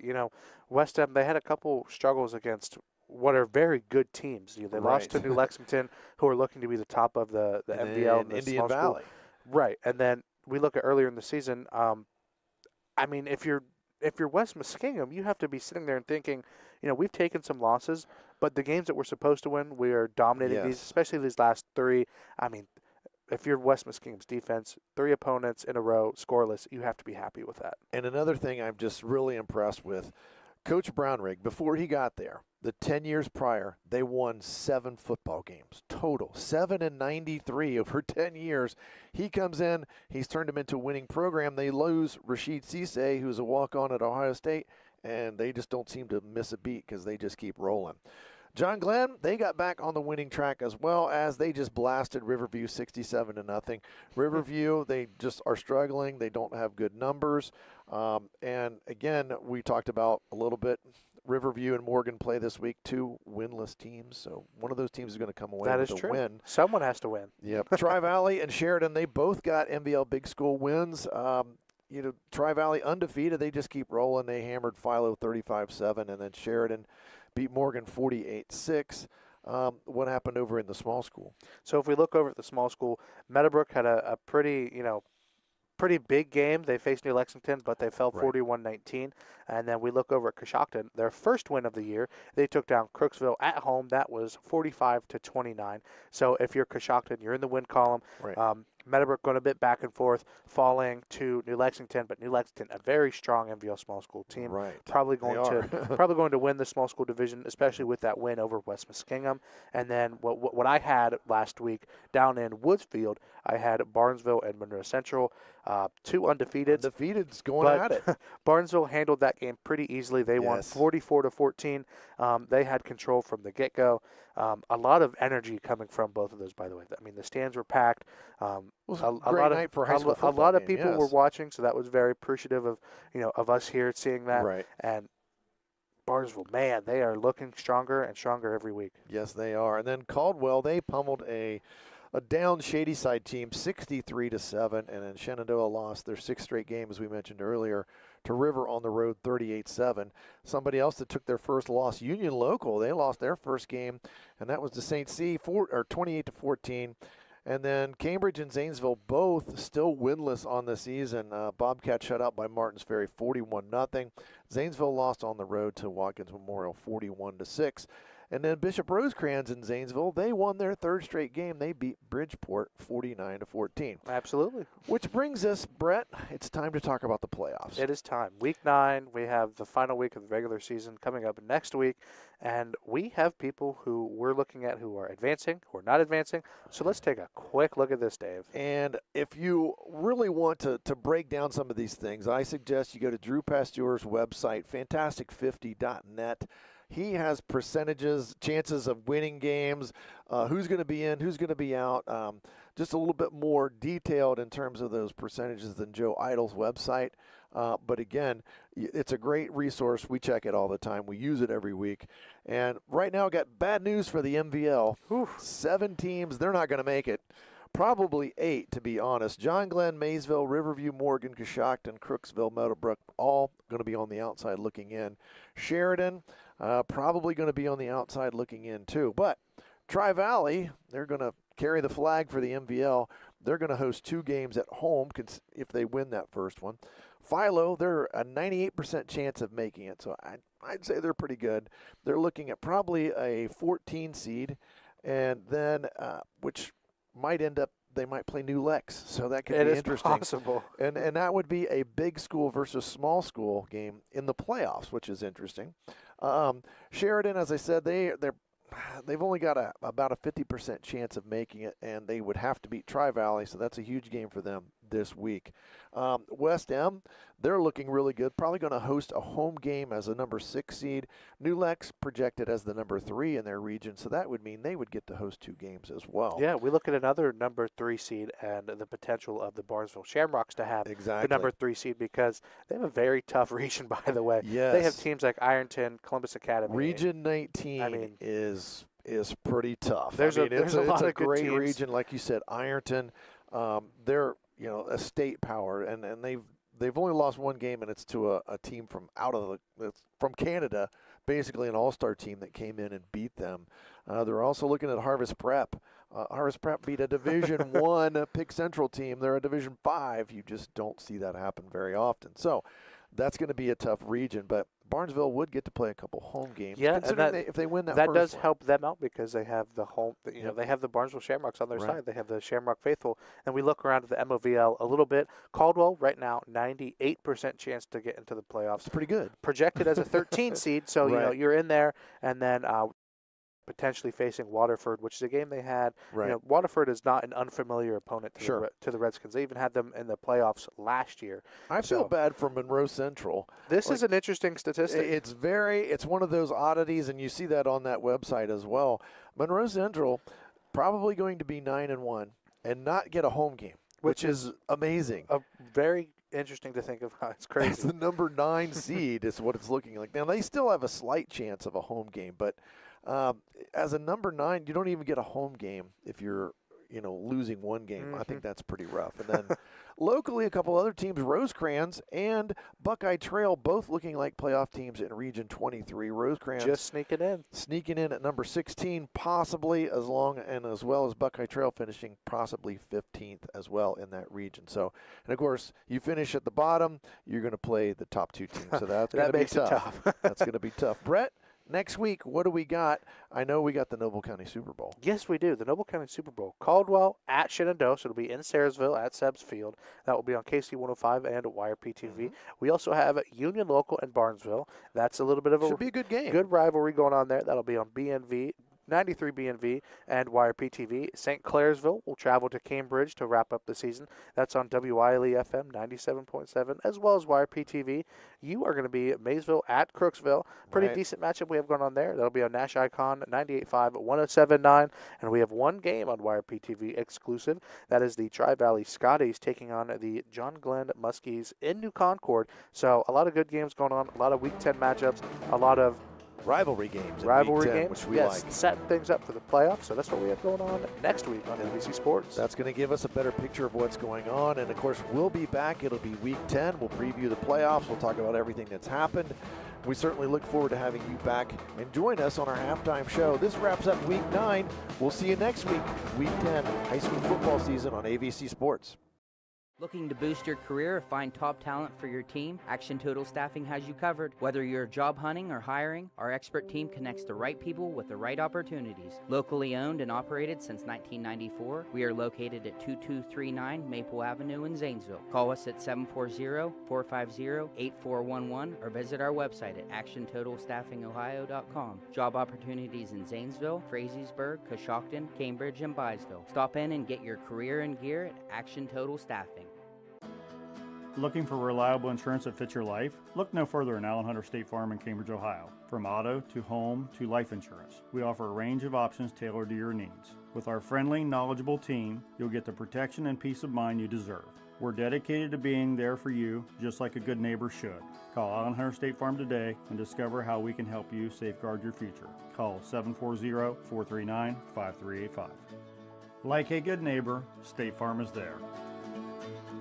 Today is the day you make changes, the day you have looked forward to, the day you take a step to see the you before addiction. and it all starts right here at the Residence, an in-bed facility that designs your recovery to your needs, 24 hours a day, 7 days a week. I'm Crystal Reynolds for Cedar Ridge Behavioral Health Solutions. Our approach is personal, and it is as individual as your needs. We are here for you. Call 855-692-7247. How can you select from insurance companies offering you lizards or ducks? When it comes to protection for your home and auto, you want a company that provides quality insurance products and personalized, fair, friendly claims service. WB Green Insurance represents Westfield Insurance. Their reputation is based on sharing knowledge and building trust. Westfield has been around the neighborhood over 150 years. WB Green Insurance welcomes the opportunity to quote your home, car, and business insurance. Don't be fooled by lizards and ducks. Call 439-1329. Welcome back on AVC Sports. Our halftime report, John Glenn 14, Philo Electrics 7 on senior night here in Duncan Falls at Sam Hatfield Stadium. Our thanks to everyone watching on our YRPtv webcast tonight and on 97.7 FM if you're got your ear tuned to the traditional radio as well. And great halftime festivities here too, put on by the Philo Electrics Marching Band. A few minutes away from the second half kickoff of this one. We want to thank our AVC Sports sponsors for tonight's broadcast: Cedar Ridge Behavioral Health Solutions, Allen Hunter State Farm, Greg's Motor Sales, Guernsey County Sportsman Association, Guernsey Muskingum Electric, Action Total Staffing of Zanesville, Patrons Buckeye Mutual Insurance, West 40 Auto Sales, and Valentine Insurance.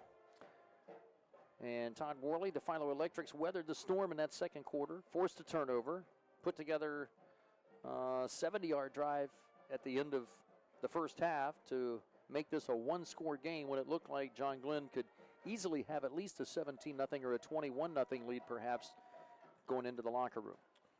We said at the time there were several opportunities in the first half where I said, Philo's defense, someone needs to make a play, someone needs to make a stop or a big play to turn the momentum back the other way. And it wasn't happening. And then finally on that play it did happen where they forced a fumble. And then you love the fact that the offense Philo loves the fact that then the offense was able to finally get things going, finally click a little bit, drive all the way down, not just score a touchdown, but then I think the big thing there, until then, Jack Lincecum had not had any rhythm, wasn't throwing the ball with much confidence, and all those things changed, and they got him more involved in the game, running the ball as well. So for Philo, are we more like the first 18 minutes of the game, or are we more like the last 6 minutes of the first half? That's what's gonna determine the second half. Same thing for John Glenn. And so huge game for both teams. Both teams really need to win this game, and it's all going to come down to who plays better in the second half. Philo Electrics will receive the football to start half number 2. Quick look at some of the statistics here. First for the Little Muskies of John Glenn. Owen Edwards unofficially 4 out of 5 passing, 2 receptions to Ty Pennington, 2 catches, 50 yards. Reese Metzger was 16 yards receiving and a touchdown on 2 receptions, a 4-yard TD reception in the right flat for him for one of the 2 John Glenn scores.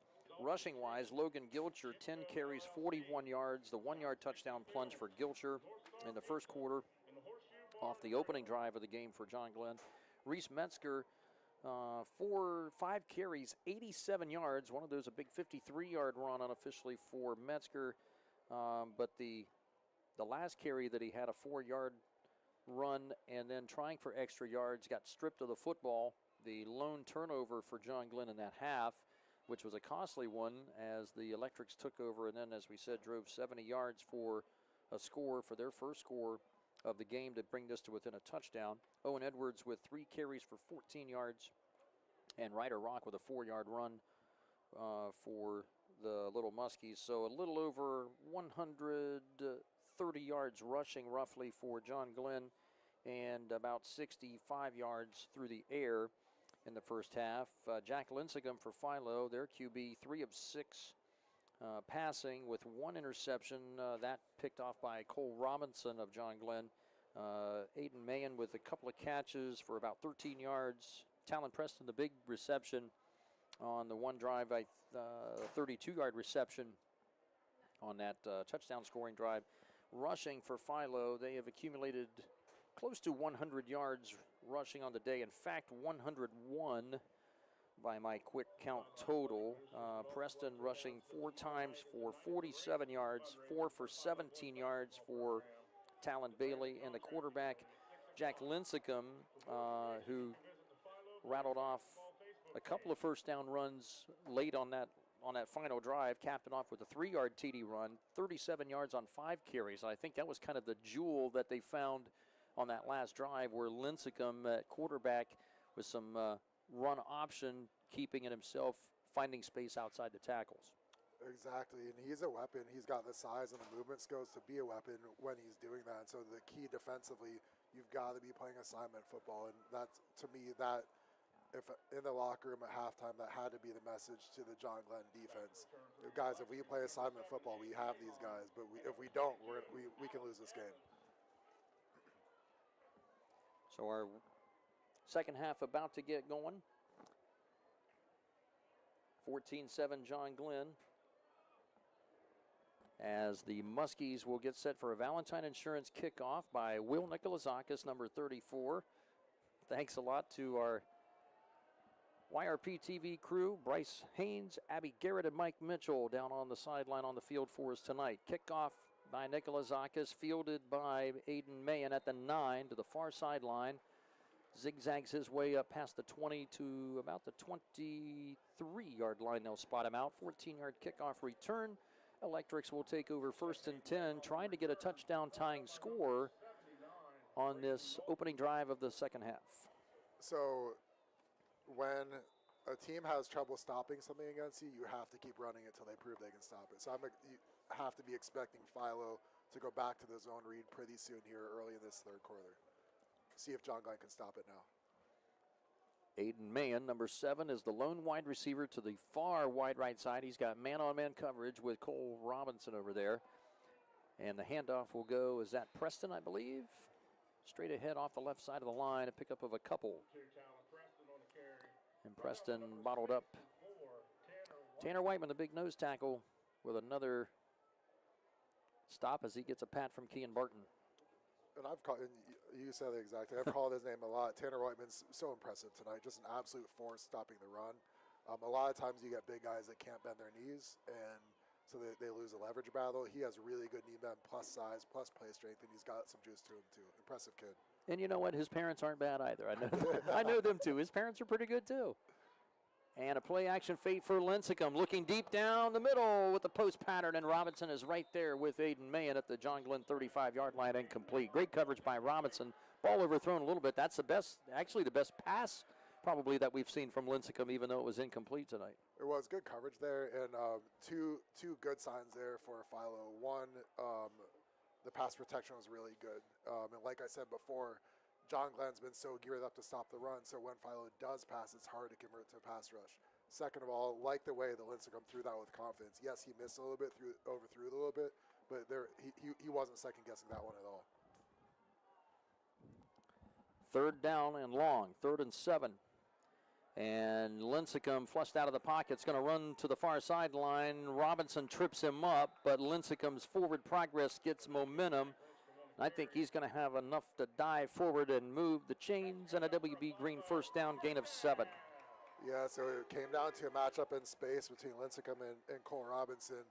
And Robinson ultimately made the tackle, but Lincecum was elusive enough and had the balance enough to still fall ahead to get the 1st down. Really, again, that last drive in the second quarter was Lincecum started to catch fire, and now early on he's doing that as well here. Well, you know, I mean, it's still a 1st down, but to be quite honestly, Cole Robinson made a nice play right there. If he doesn't trip him up, Lincecum has got, he's in John Glenn territory and maybe gone. True.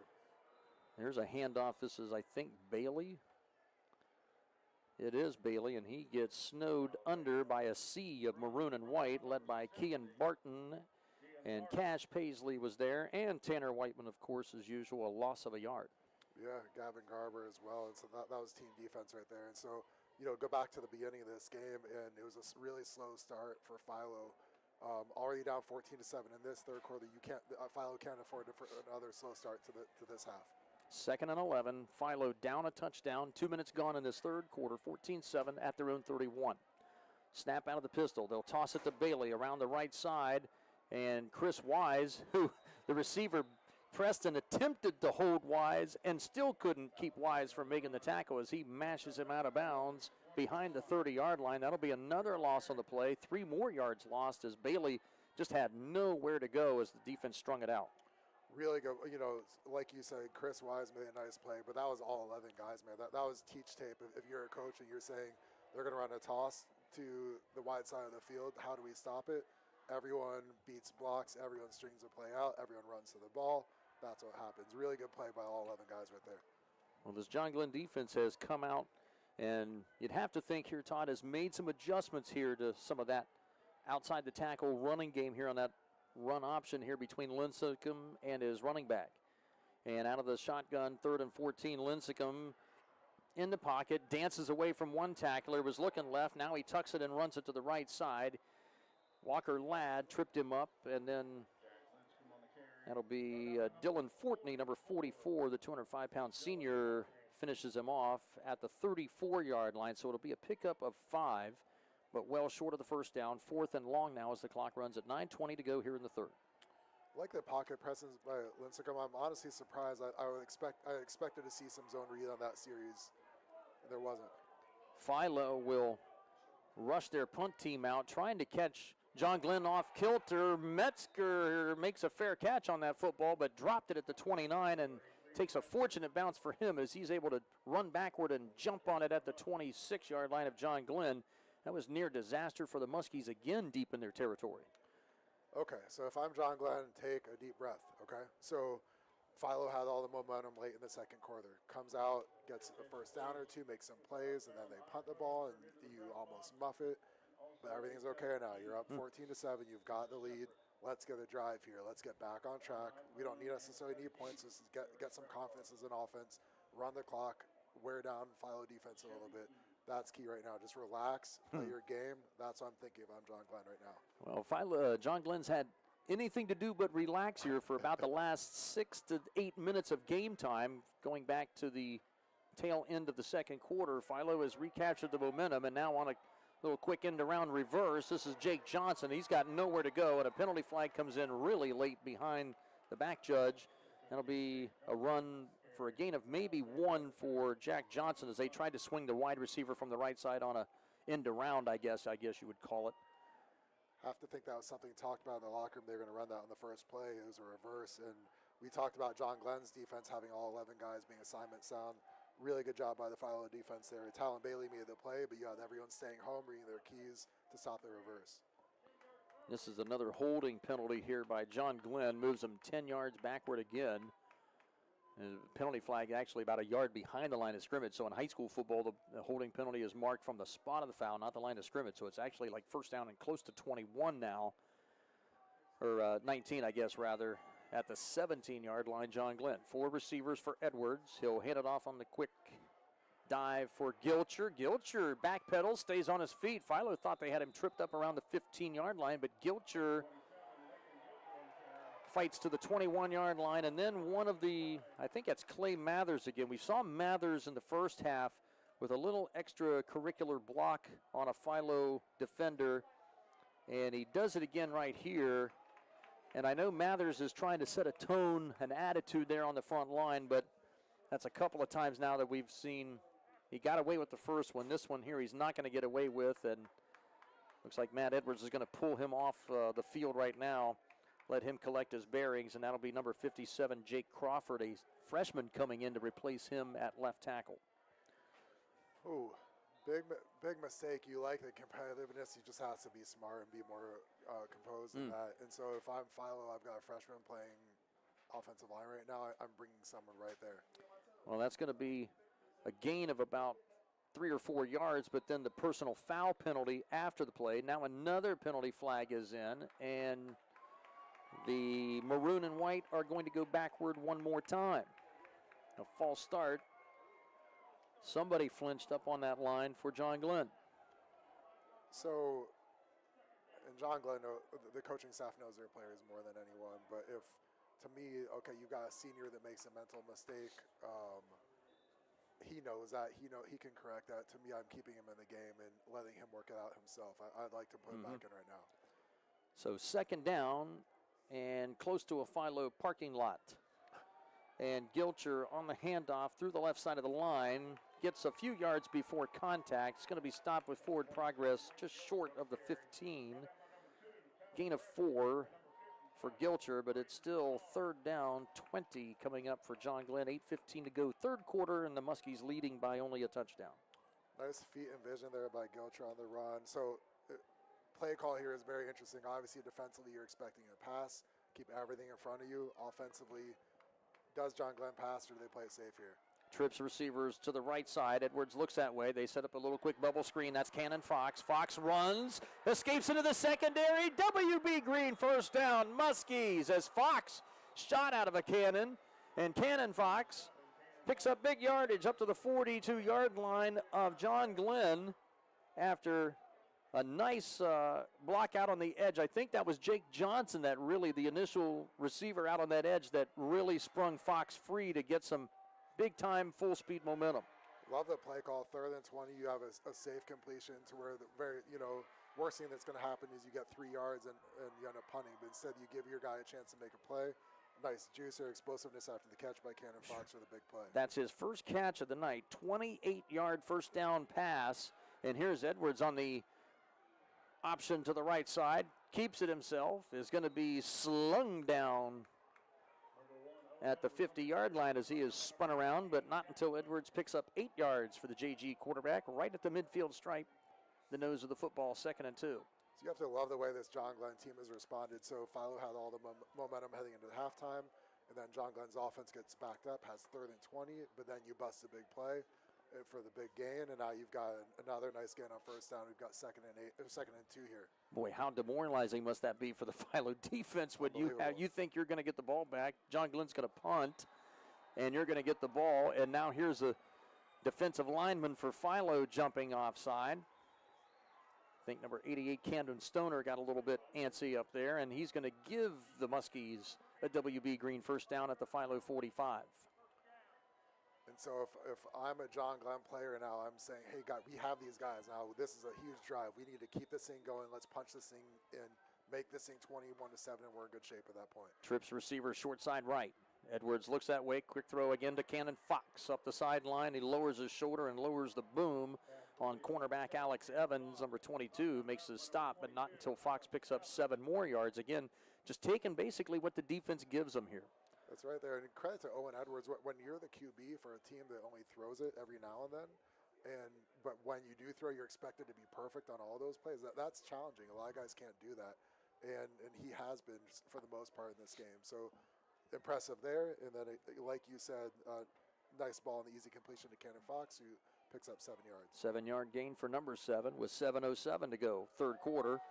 Edwards with a quick flip out there to Fox once again. Nice job by Edwards to escape the sack and fling it out there to Fox on a safety valve, and Fox was still able to pick up a yard or two, about 1.5 yards short of the first down. That was a great job by Edwards, maybe a little bit dangerous perhaps, but Fox, a nice job of coming back to the football there.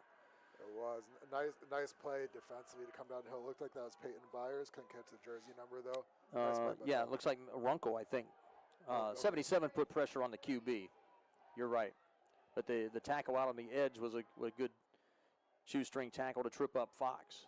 Gilcher on the tackle around the right side. That's a first down, but a penalty flag is in late again from the back judge. And this undoubtedly is going to be a holding penalty again against John Glenn. We've seen each team now with a couple of these devastating holding penalties. Man, both of these teams want this. This is such an amazing atmosphere. Like, if you love football, you have to be here. You have to be watching. This is really fun right now. Both of these teams want this game as much as you can want a game. Coach Matt Edwards over on the far sideline is really pleading with the officials there from the back judge and the line judge on the Muskies sideline over there, pleading for some relief, but he's not going to get any. 3rd down and 6 now. Muskies from the Philo 41-yard line here. A key 3rd down. It is. Defensively, you have to be thinking screen again. John Glenn's hit you on some big screens, especially to Cannon Fox, but other guys too have to be thinking that, have to read your keys here and defend that.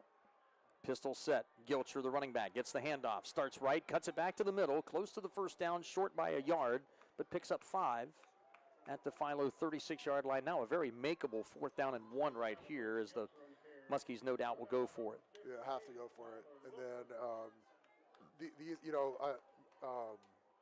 Marcus Freeman, head coach of Notre Dame, he always says, you can tell a lot about the football program by what they do offensively and defensively on 4th and short, 3rd and short. Like, who do they have in the game? What personnel do they have in the game? What plays do they call?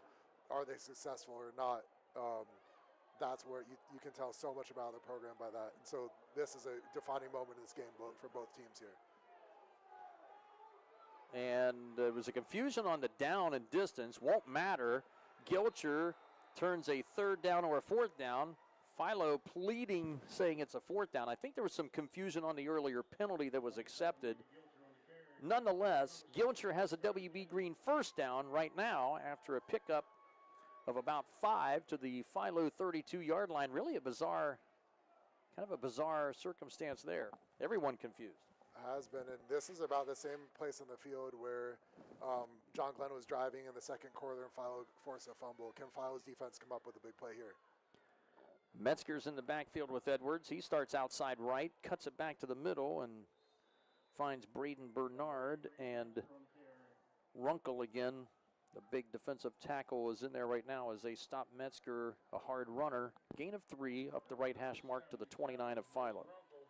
Like you said, nice play by Runkle in there. So now, offensively, be interesting to see how much John Glenn's coaching staff trusts Owen Edwards. The running game's been effective for the most of the night, but you have to think, just like we said with when John Glenn's on defense, when Philo's on defense now, how effective is their pass rush going to be when they're so geared up to stop the run? I think there's an opportunity to hit a big pass play at some point. Trips receivers right, under 5 minutes to go, 3rd quarter, 14-7. John Glenn on top of Philo and driving in Philo territory at the 29. Edwards on a delayed draw for Metzger. Metzger with a diagonal run from right to left across the line of scrimmage is going to trip up and maybe get back to the line of scrimmage, actually losing about a half yard or so, back closer to the 30. Now this Talon Bailey kid, he's a ball player. This is my second time seeing Philo this year. He's making plays all over the field defensively. Really good player and a nice stop there for Philo. So it's kind of a counters draw play sort of thing where they roll to the right and then they hand it back and try to gouge you going back to the opposite side. Didn't work that time. 3rd and 7. 4 receivers for Owen Edwards. Good protection. Throws over the middle, nearly intercepted. A couple of Electric got their hands on it there, Todd. Sprankle first, and then nearly the interception by number 8, Peyton Byers, a junior. Yeah, so you question, obviously a near miss for the Philo defense, almost had a big play, but still like the stop. But you question the decision there by Owen Edwards to try to force that into tight coverage like that. Well, they'll have another shot at it now. 4th down and 7 with 4:07 to play. 3rd quarter, 14-7 Muskies at the Philo 30. They got to get to the 22. And a backward pass, this one going to Jake Johnson, and they're looking deep for Pennington, and he's there, but it's going to be underthrown, and it's going to be batted away by the secondary man. I think that's Talon Preston who broke up that play. Pennington ran deep down the left side post all by himself with man-on-man coverage. They run that play to success against Sheridan in a touchdown pass for Jake Johnson of about 32, 35 yards in that game, but did not work this time, and they turn it over on downs with an even 4 minutes to go, and Philo's still a chance here to tie this game up. Yeah, can't fault the play call. He had a step or two on him, and the ball was just underthrown and gave the defense some time to get under it and make the play. Looked like that might have been Aiden Mahan, to break that thing up. And so now it actually benefits Philo to not pick it off, because otherwise you get the ball to 20, and now you get it to 30. Jake Johnson, the backup QB for John Glenn, incomplete on that pass. Philo now with possession off the turnover on downs. Handoff, that's Preston. Straight ahead, gains about maybe 1.5 yards. We'll call it 2, just short of the 32. Nice block there by right guard Braden Bernard. Comes with a down block on the double team. They get movement. He comes off on the combo block up to the linebacker. Only gained 2 yards, but you still like what you saw from him on that play. Under 3.5 minutes, third quarter. John Glenn 14, Philo 7. Electrics have had some opportunities. They've moved the ball between the 20s well here for the most part tonight. At times, they have two receivers to the left side. Lincecum with two running backs there. Fakes the handoff, keeps it himself around the left tackle. Another penalty flag comes in from behind, and the offense is probably going to suffer again. There's actually two flags down. Another one on the far side as well, so both officials apparently seeing the same thing as Lincecum, the quarterback, able to run for 4 yards, but all for naught. So I like the play call because on that last series, Philo did not dial up any zone reads with Lincecum. And then I like the fact they did that there. I think that's going to be key for the chances offensively the rest of the game. Big penalty, though, so now you're second and very long. So you're thinking, I've got 2 plays to make this would love to get 8 to 10 yards on this play. And so there had to have been some conversations at halftime with Lincecum, which pass concepts, which pass plays do you feel the most confident in and most comfortable with. And so one of those has to be the play call right here. Lincecum from the pistol, and he'll have Bailey, the running back, 2 receivers wide right, 1 to the left. And Jack Lincecum on the play action fake will keep it himself. Eludes one tackler, sidesteps another to the 35, 40, 45. WB Green Insurance first down to the 48-yard line. And another 26-yard run for the elusive Jack Lincecum, the junior QB. He is. Like the patience, the craftiness, the vision, the elusiveness.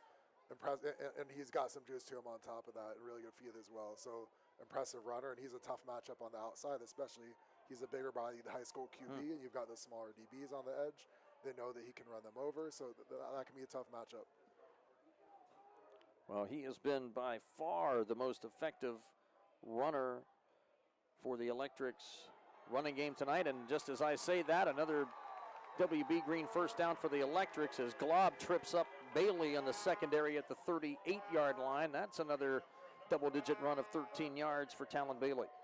So you get the feeling this could be a game-defining drive in either direction here right now. Philo's finally starting to feel themselves offensively here.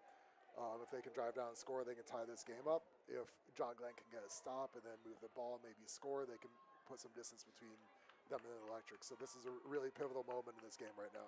Right now, John Glenn's defense has got to buckle down with under 2 minutes to go, third quarter, 14-7 lead, but the Electrics looking to tie it up on this drive. Bailey, the handoff, escapes Kean Barton into the secondary, breaks tackles, 25, out to the outside left, 20, 15, 10, 5, he's in!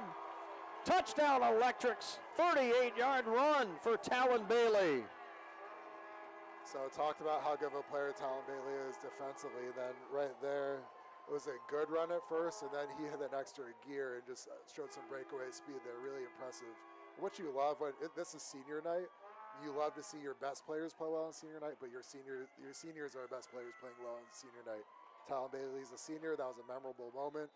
He just helped us, possibly with a PAT here, could have just tied the game up for his team. And a huge PAT it is now for freshman Cohen Davis, number 80. The holder is number 4, Grant Carpenter. Good snap back to Carpenter, and the kick, a line drive, is just inside the left upright and good for the freshman Cohen Davis.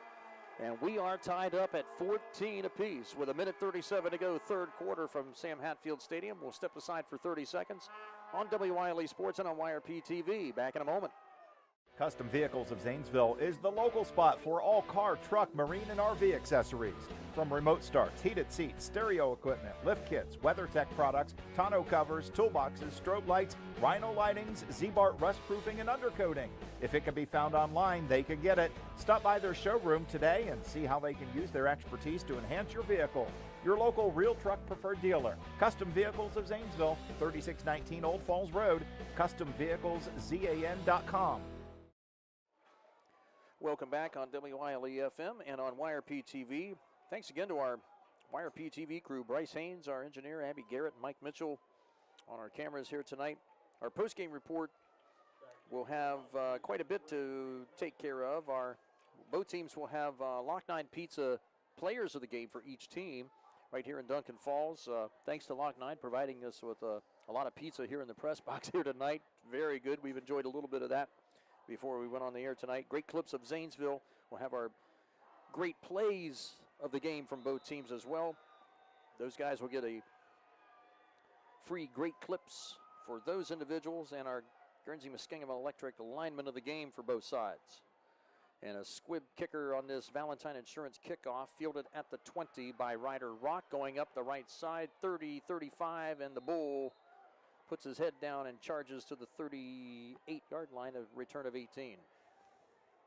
This has been like a heavyweight fight. It's just been like huge punch after huge punch. Who's going to counter this with their own punch? Who's going to withstand it?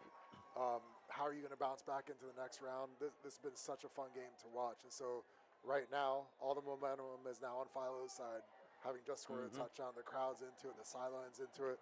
What does John Glenn do? They've got a bunch of seniors. They know this is a must-win tonight. John Glenn has to have this one. This is a big drive. Well, I'll tell you what, Pennington is out here all by himself to the left side. Now Rock comes in motion to that side, but looks like single coverage on him. They'll give it off to Gilcher, the lone running back. He's going to be stuffed after a 2-yard gain right up the center of the line as Rock Zimba and company led him through the hole, but only a 2-yard gain for Gilcher now, as this interior defense now for Philo is kind of stiffened up here a little. They are playing well, and because of that, I think so much comes down to right now how much confidence does the John Glenn coaching staff have in Owen Edwards to make good decisions and be accurate with the ball. I think you're going to have to pass to win this game at some point. We're going to go 4 wides here again with Gilcher in the backfield, and a flag comes in blowing the play dead. Looks like another illegal procedure against John Glenn. I'm not sure. I didn't see anything out of kilter, but something happened by the near side line judge here on the Philo sideline. A 5-yard setback now for the Muskies, making it 2nd and 13. Okay, so defensively for Philo, have to be thinking screen pass, have to be John Glenn's hit you on some big screen passes. They're now at 2nd and 13. Have to be expecting that on this play here. 2 receivers on each side of the field. Gilcher in the backfield with Owen Edwards. He claps and gives it on a draw play to Gilcher. Gilcher gets hit by linebacker Braden Bernard, number 57, and driven backward after Gilcher picks up 3 yards, we'll say. Clock running at 44 seconds to go. John Glenn now with a 3rd and 11 at their own 36. Same thing defensively. Watch the screen pass here. So 3rd and 11 again. How much confidence does John Glenn have in Owen Edwards to make the right decision and throw the ball with accuracy here? Pennington and Rock near side receivers left. Johnson and Fox to the right. Rolling short side right is Edwards. Now eludes one man. Throws it back across the field, and Cannon Fox, the first mistake he's made tonight. He had the catch. Ball hit him right in the hands at the 44, and he was looking upfield because he had a lot of real estate. Incredible play by Owen Edwards to evade the pass rush, throw back across his body, which you don't necessarily like to see, but put an absolutely perfect pass on Cannon Fox's numbers, and just you have to catch that. He catches that ball, it's an easy first down, possibly a lot more than that. Now you're forced apart. Clock stopped at 20 seconds, 3rd quarter, tie game at 14. Muskies now punting from their 36, their line of scrimmage, and the punter Evan Rector, his first one of the night. He has not been very busy in recent weeks, and hits a short punt off the right side of his foot, bouncing at the 41 and down at the Philo 39. So not the longest punt we've seen from Rector by far this season, only about 23, 24 yards. Clock stopped with 11 seconds. Philo here, partner Todd Worley, has a chance to perhaps take this lead. The momentum has swung to their side here in this 3rd quarter. They have. You can feel it with the players on the field, the players on the sideline, the crowd. If I'm a John Glenn player right now on defense, one of those 11 guys, I'm saying, guys, this is our season right now. We have to make a stop. We've got to make a play. Everybody do your job and believe in each other. Let's do this. 14 all game. Talon Bailey is in the backfield. Out of the pistol is Jack Lincecum, junior quarterback for Philo. Preston backpedals, faking this bubble screen to the right side. Lincecum keeps it himself, and he will carry Clay Mathers and company ahead for a gain of 3 to the 42-yard line. That'll take us to the end of quarter number 3. In a 14-all game, 14-all, Philo and John Glenn. 30-second timeout here on AVC Sports. We'll come back with a check of some other area games going on after this on 97. I was sitting in my car, and it wouldn't start. I lifted the hood, and the engine was falling apart. What would I do? My eyes filled with tears. And on the radio, I heard of West 40 by Pay here, where for a little money down and a little each week, I could have a car, nice, shiny, and sleek. So I walked in the door and I put the money down. Now I got a nice car that I can drive around. West 40 by Pay here will help rebuild your credit. The corner of Dewey and Route 40 in Cambridge, don't you forget it. West 40 Auto Sales, corner of Route 40 and Dewey Avenue in Cambridge, is home of the guaranteed credit approval, with most loans approved while you wait. Go to their website to fill out an online loan application, west40autosales.com. You'll also find their weekly special listed there. Welcome back on YRPtv and on 97.7 FM. 3 quarters in the books, and we are tied up still. 14-all, John Glenn and Philo Electrics with a second and about 6 from their own 43-yard line. A few other scores from some other games in the MVL and beyond here in a moment. Lincecum with the handoff. That is Talon Bailey again with another WB Green first down run into Muskie territory at the 47. And a gain of 10 more for Bailey. And he now has, after being stopped cold in the first half, he has rattled off now 65 yards in his last 3 carries. New Lexington, fourth quarter, leads all over Crooksville 38-30. Tri-Valley in the big one of the night at home against Sheridan right now in the fourth quarter, leading the Generals 21-9. The score there with Tri-Valley on top of Sheridan, Maysville on top of Meadowbrook 13-0. And West Muskingum all over Coshocton 44-0. 3 receivers for Lincecum on 1st and 10. Again, Bailey with the handoff around the right tackle, and he's not touched until he's about 3 or 4 yards down the field, and there's a penalty flag again. And back judge Jamie McRae has been a busy man back there as he has seen a whole bunch of illegal blocking going on by both offenses tonight. He has, and one thing to watch, I know Christian Long looked like he might have hurt his ankle early in this game, and he's been playing for the most part since then, but he's out on the series. And so if I'm John Glenn, you're thinking, especially without him on the field, you absolutely have to stop the run. You can't let them run the ball on you when he's not on the field. So the hold takes place about 5 or 6 yards ahead of the line of scrimmage, and that'll move it back. It'll be a first down 15 after the hold. Well, that's, man, oh man, we can almost, we're gonna have to start counting toes with the number of holding penalties we've seen here between the two teams. That's close to 9 or 10 of those tonight. A bunch of them, yeah. First down 15, Philo from their own 48 now. 3 receivers for Lincecum, 1 running back, and that is Bailey with the handoff. Starts to the middle, cuts left, gets space back to the original line of scrimmage at the JG 47. Glob was up there to help finish him off. Cash Paisley and Charlie Cameron off the pile for the Muskie D. Once again, Tanner Whiteman's been taking on double teams just about this whole night and been eating up blockers. When you're a defensive lineman and you're doing that, first of all, that's exhausting. Just to go against one guy is tiring. When you've got 2 guys blocking you almost every single play of a game, that's exhausting. You need your linebackers to come and make a play. When they're unblocked and you're eating up the blockers, your linebackers have to come downhill and make a play. Second down and 10. Philo from the 47 now. Tie game at 14, 10.5 to go in this one.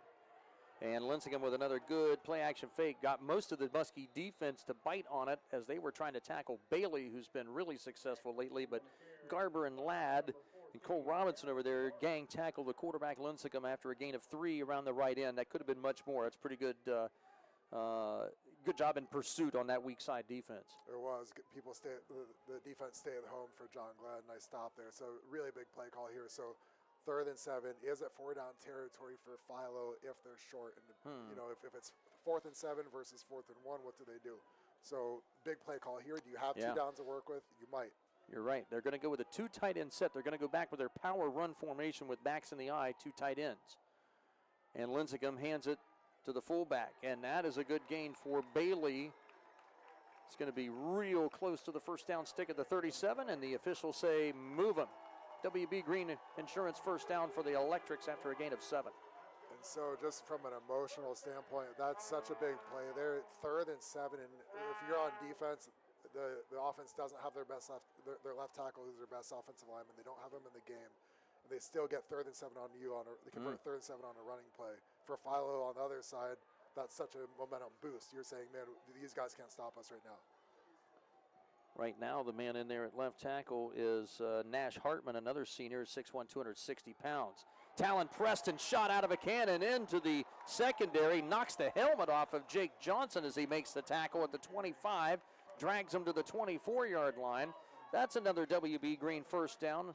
13-yard run for Bailey and the Electrics. Bailey here, Todd, his last 7 carries, 13, 38 for a touchdown, 13, 10, 5, 7, and now 13 more.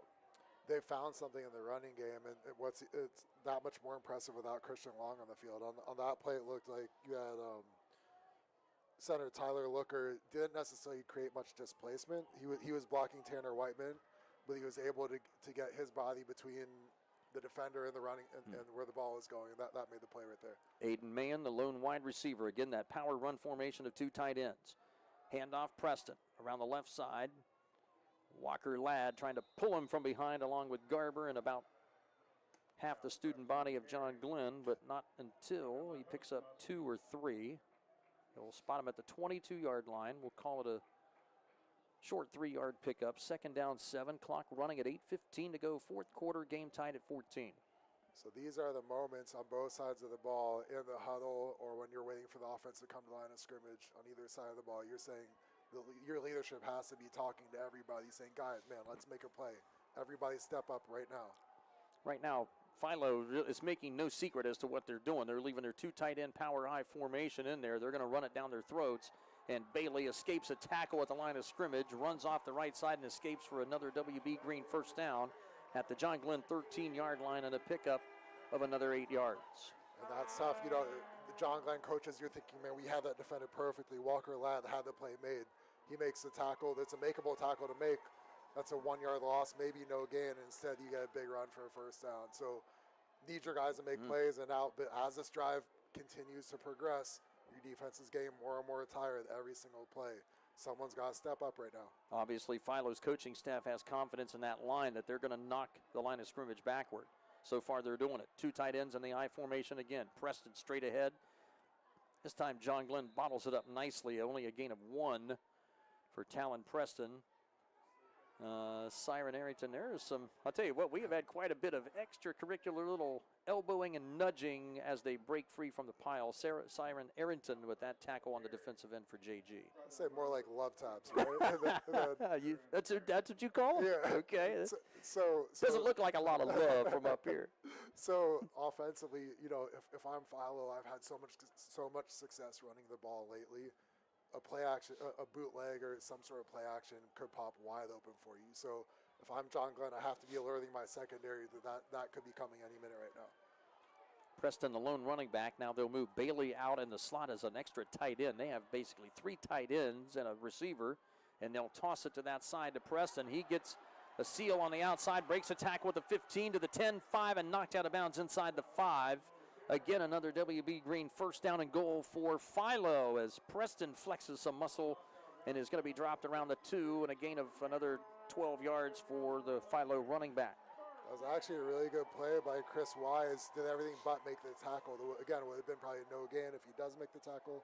He doesn't, though. Talon Preston breaks the tackle, and there's no one else there. You'd like to have 11 guys getting to the ball, but I think right now the John Glenn defense is exhausted. It's been this has been a long second half already, and definitely a long series for the defense. Yes. So I think that's probably what's happening right now. Aiden Mann is going to go out wide to the right with Cole Robinson single coverage. Bailey and Preston offset eye to the right side again, that 2 tight end set, and they're going to power run it again. This time Lincecum, the quarterback, trying to sneak it straight ahead, stacked up at the line, and he bobs back and forth as he gets rocked by the John Glenn defense, his lower body pinned to the pile and the upper body being slung backward a little bit. Looks like no gain from our vantage point here. The ball resting right between the 3 and the 2 yard line. So Christian Long's back in the game now for Philo. And what we just saw there, that's been kind of Philo's calling card in short yardage situations, is to dial up the QB sneak. Nice job by John Glenn to stop that. Wouldn't be surprised to see a bootleg. That has to be coming soon. I think that's going to pop open for Philo. Well, the bad news for John Glenn's they got to do it 3 more times. Ball just outside the 2. Plenty of time on the play clock. 2 tight ends again. Preston on the toss sweep to the right side. Gets a block. Cuts inside one man. He's in. Touchdown Electrics. 2-yard touchdown run. Talon Preston, his first TD of the night. And the Electrics here, Todd Worley, their first lead of the night with 5:25 to go in this game, 20-14. So sometimes football just comes down to my guy's going to beat your guy, okay? So once again, Walter Ladd, great instincts, read what was happening, breaks downhill, works through traffic, has a tackle to be made for a loss of a yard, doesn't make the tackle, Talon Preston breaks the tackle, and that's the difference in the play. And the freshman Cohen Davis on to attempt the point after. The extra point is blocked, and it pops right back to the holder, Grant Carpenter, who catches it on the fly. Not sure I've seen that happen before, but seen a few things we haven't seen happen much before. The point after attempt, no good. Of course, the play is immediately dead in high school football once the kick is blocked, and so there's no extracurricular activity after the fact. So with 5:25 to go in this fourth quarter here, Todd Worley, 20-14 Electrics now, as they have answered with 20 points since about 4 or 5 minutes remaining in the second quarter. They have come out and just worn out this John Glenn defense, and mainly it's coming from Big 19, their quarterback, Jack Lensick. It is, and I think that's what he's kind of the straw that stirs the drink, and he got it going, and then everyone else was able to get it going around that. So Philo's got all the momentum in all three phases right now. But if I'm John Glenn, I'm thinking, man, this is a must-win. That was a big blocked PAT, a touchdown, and a PAT now wins it. So I'm thinking, man, guys, all it takes, all it is just drive the ball down the field, score a touchdown, we can win this game. Despite everything that's happened, we've made so many mistakes. We've been outplayed at times in this game, but one good drive changes everything. Small victory there for John Glenn on the block PAT attempt. Our thanks to our AVC Sports sponsors for the night: People's Bank, Shriver's Pharmacy, Custom Vehicles of Zanesville, Mikey's Auto Body, Stoney's RV Sales and Service, WB Green, and Great Clips of Zanesville. 2014, and Cohen Davis, freshman kicker, will send things off from the 40-yard line on this Valentine Insurance kickoff from Philo. Back deep to receive it, Andrew Glob, Gilcher, and Ryder Rock. Good deep kickoff here. It'll be fielded by, that is Chris Wise, who tosses it on a little reverse to Reese Metzger. Metzger coming from right to left around the end of the field. Philo, a good job of stringing that return out, but a little tricky special teams by the Muskies as they get up to the 33-yard line as Wise and Metzger combine on a return of about 17. I just want to say something, like, someone's going to win this game, someone's going to lose this game. It's a shame that either one of these teams has to lose. Amazing atmosphere, beautiful night, full stadium. Both crowds are into it. Both teams' players are into it. The coaches. This has been so much fun to watch. What a game. Well, this was a Philo crowd that was pretty quiet for the first quarter and a half or so. They have been anything but since. Here's Logan Gilcher around the left end. And he slipped away from a tackle near the line of scrimmage. Picks up a solid 7+ yards for Gilcher. Talon Preston was in there along with Bernard. So these are the situations that a QB dreams of being in, and an offensive play caller dreams of being in, to where you dial up the right calls and work your offense down the field for the game-winning touchdown. Ryder Rock will come in set in the backfield with Owen Edwards and Gilcher out of the pistol. Handoff Gilcher off the right side. Gilcher is wrapped up, spun around, twisted around, and then suplexed down near the first down marker. I think he got it with that little forward surge. Had a Philo tackler come in from behind and kind of vaulted him backward over, did the Nestea plunge across to the 44-yard line, but it's a WB Green first down nonetheless. So we're under 4.5 minutes left. It may not be, but it could be the last time John Glenn sees the ball. So really important to have to. Well, truthfully, it's the last time they do want to see the ball. They would like to take this down, run the entire clock out, and have Nick Lazakis kick the game-winning PAT. Here's Ryder Pennington. Pennington with a quick flat left reception around the 45. And tiptoes his way past midfield. Where are they going to mark him? At the 47 of Philo. That was actually didn't look like much at first, but Pennington, those long legs at 6'3", really turned that into a super first down play of 9 yards. We talked about play calling. 1st and 10, you hit the easy bubble screen. He runs ahead for 9 yards, and now you're in a great position. Obviously, it's 4th down territory now, so you've got 3 plays to make 1 yard. Would not be a bad situation to dial up a deep pass here. Unofficially, that's the 8th completion of Owen Edwards tonight. Little delayed draw for Gilcher. First down, WB Green Insurance. First down and more for Gilcher. Into the secondary, past the 40 to the 38-yard line. Another fantastic run for Gilcher. And that left side, the center, left guard, and left tackle are doing some things on that John Glenn offensive line the last couple of series right now. That's a good double-digit run of 13 for Gilch. Definitely like the way John Glenn's bouncing back with all the momentum going the other way, and now they're starting to take it back. That's now Gilcher's 19th carry of the game, 3:20 and counting down. Muskies need a tying touchdown. There's Metzger getting loose down the left sideline, cut back at the 20, and he's got a WB Green first down as the John Glenn student section losing their minds across the field. And another big first down run, this time for Reese Metzger of 20+. And so you talk about sometimes it's our guy is better than your guy, right there. Reese Metzger, he not only did he an extra gear, he had an extra 2 gears. They're really explosive, great run there, and now you've got set up first and 10 to the 16 for the offense.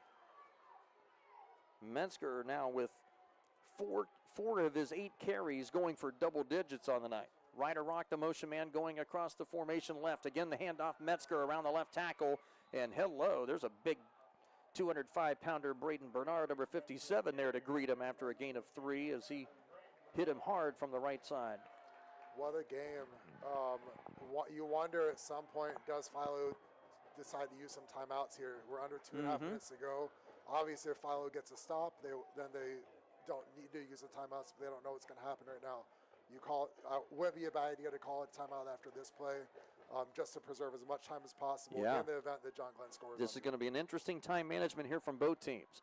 And Edwards fakes the handoff to Gilcher, keeps it himself, comes between the center and right guard, and there's a big stop for, I think it's Dakota Kinney, the defensive tackle with the stop as he slings Edwards down after getting to the 11-yard line. I pick up of a couple, 2 or 3 yards. So it looks like you've got third and about 5, and you're going to go for on fourth down if you don't get it. So you've got 2 plays to get it here. Still think I like putting the ball in Owen Edwards' hands, whether it's on a bootleg or rolling him out, give him a run pass. Lots of room to the right side here. We'll see. Rock comes into the backfield with Gilcher and the quarterback Edwards. And they give it to Gilcher. Gilcher does a nice job of avoiding a big surge on the left side of the line, cuts back right and avoids a loss and actually picks up 1 to the 10-yard line, but it's going to be 4th down and 3 now for John Glenn. Clock stop with 1:20. And I'm trying to see who called that timeout. We're going to see in a moment. Philo did. It was the Philo defense. Yeah. 4th and 3 coming up here, pal, and this is the ball game here, and really it's the season for John Glenn. The Muskies have to have a victory tonight, and they really have to have the victory next week to have any chance in week 11. So again, we've got 4th and 3.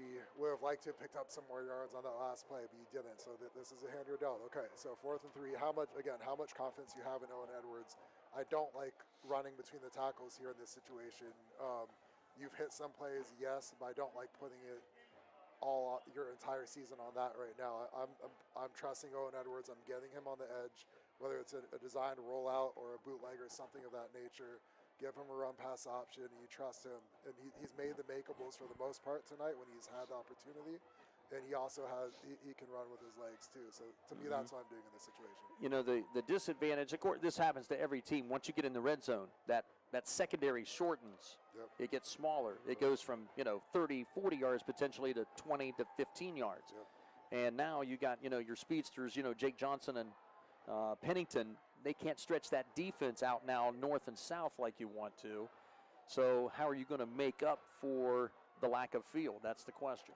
That is, yeah. And that's another reason it makes it that much harder to run the ball, because everyone's so much closer to the line of scrimmage, not worrying about anything over their heads. Okay, so quickly, what are we going to see here? What do you think? I'm rolling him out. Roll him out to the right, give him a chance to run if it's there. Wide right side, 3 receivers. Edwards is looking left, going for the end zone. Pass over the shoulder, incomplete. It looked like it was in the hands of Ryder Rock to the left corner of the end zone. Actually, that was Metzger they were looking for there, and unable to come up with it. Pretty good coverage down the field by the Electrics. And the Muskies come up empty with 1:17 to go. Muskies still with all 3 of their timeouts here. All hope is not lost just yet, but it is a grim future for the Maroon and White right now, trailing 2014. So that was actually, I mean, you got still 3 timeouts. If you get a 3 and out, you can still get the ball back with probably 50 seconds to go or so, and with good field position. So by no means is the game over. If you stop them from getting a first down. Have to. Yes. But, I mean, I don't necessarily like the play call. It's kind of high degree of difficulty, but Owen Edwards actually threw a really good pass there. That was a very catchable ball that could win the game. It was a little bit of a surprising call, but Lincecum out of their power I running formation, they'll stop the running back dead in his tracks there. A gain of 1. That's Preston, number 2. Timeout, John Glenn, with 1:13 to go in quarter number 4. Philo Electrics leading 20-14 late in this fourth quarter. The Electrics here, quite frankly, they've earned this one so far. They've earned this lead. They've just come out and just made some bigger plays, and really, not even the big plays that there's been some big runs, certainly by Talon Bailey. He's come to life in this second half after being almost absent in the first half, but just the sustaining pounding of this Philo Electric defense. John Glenn's defense, I talked with Coach Barkley and a couple of others, I thought they were kind of expecting this type of a game from Philo, and Philo's brought it to them. They have, and this is obviously, these next 2 plays could define John Glenn's season, and for Philo too. And so if I'm Philo, I'm thinking that John Glenn's probably going to be expecting a run between the tackles. So what do I do to counter that? So I've got a QB with size and movement skills that's been a really big weapon with his legs all night long. And he can throw the ball too. So I wouldn't mind calling a bootleg, calling a pass play, and with the understanding that the only way you throw the ball is if the guy's absolutely wide open. Otherwise, you tuck it in and run. And the very worst thing that you let happen is you get tackled for no gain and force them to use a timeout. Don't get out of bounds. Yeah. Don't throw an incompletion. Right now, you just have Mayen as the lone wide receiver to the short right side. 2 tight ends, power I. Straight ahead, Bailey, the fullback, carries and is thrown down backward by Clay Mathers around the 15-yard line. Still a good pickup of 4. That'll set up a 3rd and 4 for Philo after John Glenn's second charge timeout of the second half with 1:08 to go in the game. Philo leading it by 6, 2014.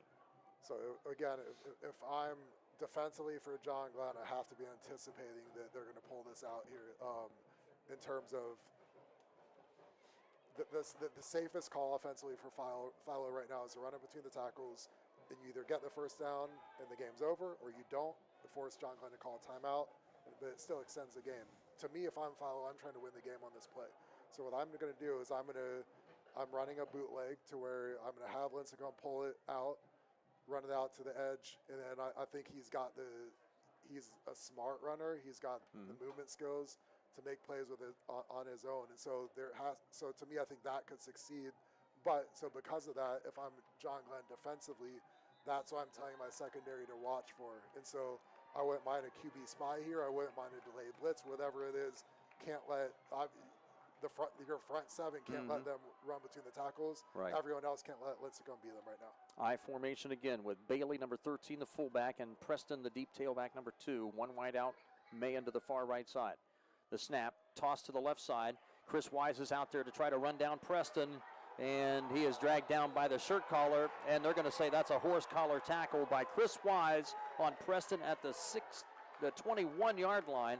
Was really close to that first down marker. He might have had it maybe anyway. Chris Wise was really the only thing keeping Philo from getting a first down there. Looked like maybe he was trying to get the jersey without getting the shoulder pads. The referee said horse collar tackle, first down, and that's going to spell it for Philo tonight.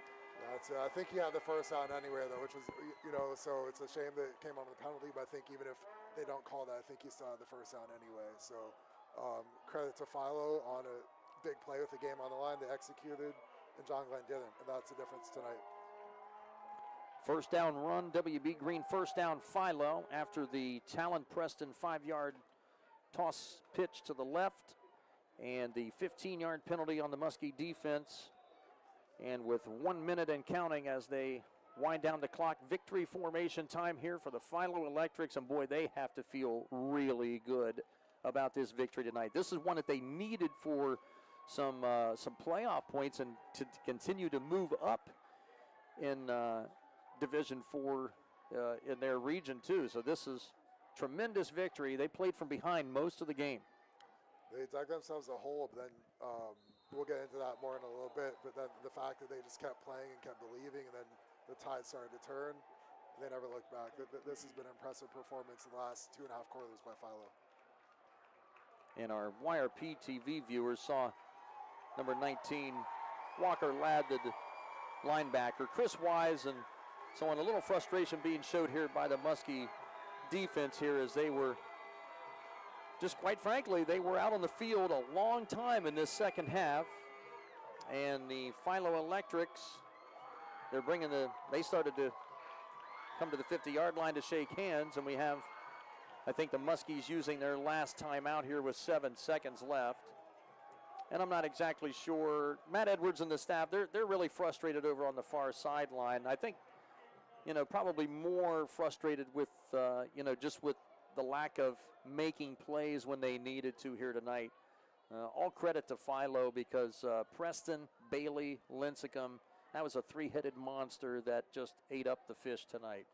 It was, and for all intents and purposes, this was essentially a playoff game for both teams. And in playoff games, one play can make or break everything. And so whenever those defining moments have come in the last 2.5 quarters, it seems like Philo's made those plays more often than not, and I think that's been the difference tonight. Well, these two teams really going back about, I don't know, I would say just off the top of my head about 7-8 years.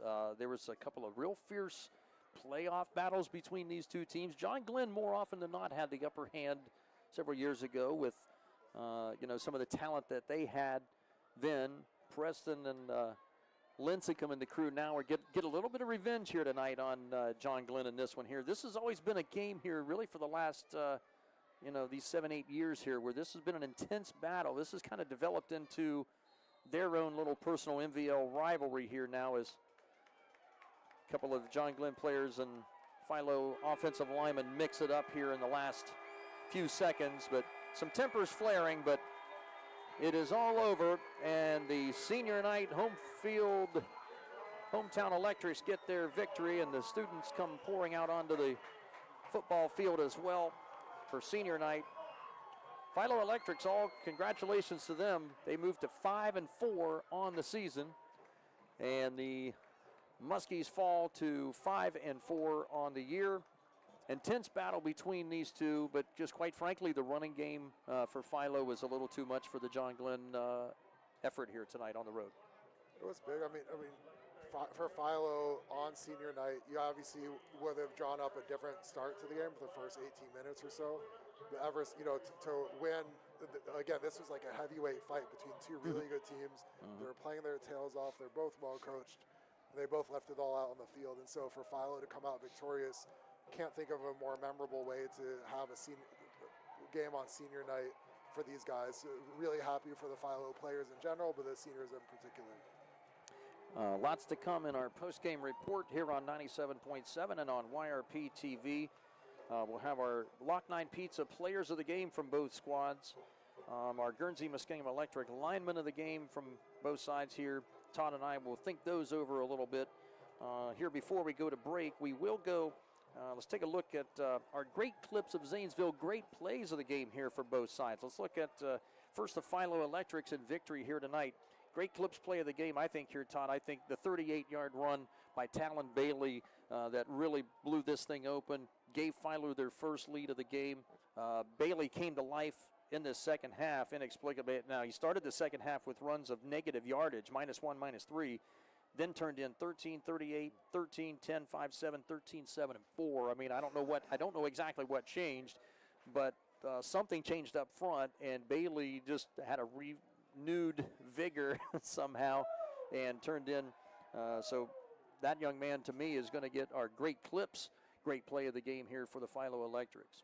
Can't argue that one. I think there's something to be said for believing in your running game and having that as your identity and sticking with it even when it's not successful right away. And so credit to the Philo coaching staff. They knew, presumably, that if we keep leaning on these guys, we keep pounding it, eventually the dam's going to break, and that's what happened. And then late in the game, John Glenn had a lot of trouble stopping Philo's running game, and that was really big. Credit to the coaches for sticking with it and for the players for executing.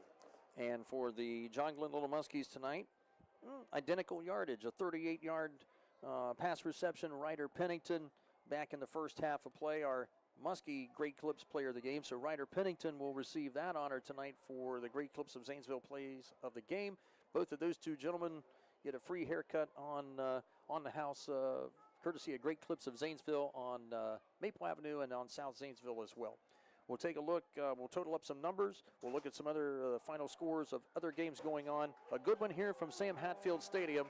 And the Electrics fight hard and play for a full 48 minutes in this one tonight as they get the victory 20-14 over John Glenn. Both teams now at 5-4 on the season. Lock 9 Pizza players of the game coming up in our postgame report as we wrap things up from Sam Hatfield Stadium in Duncan Falls in a moment.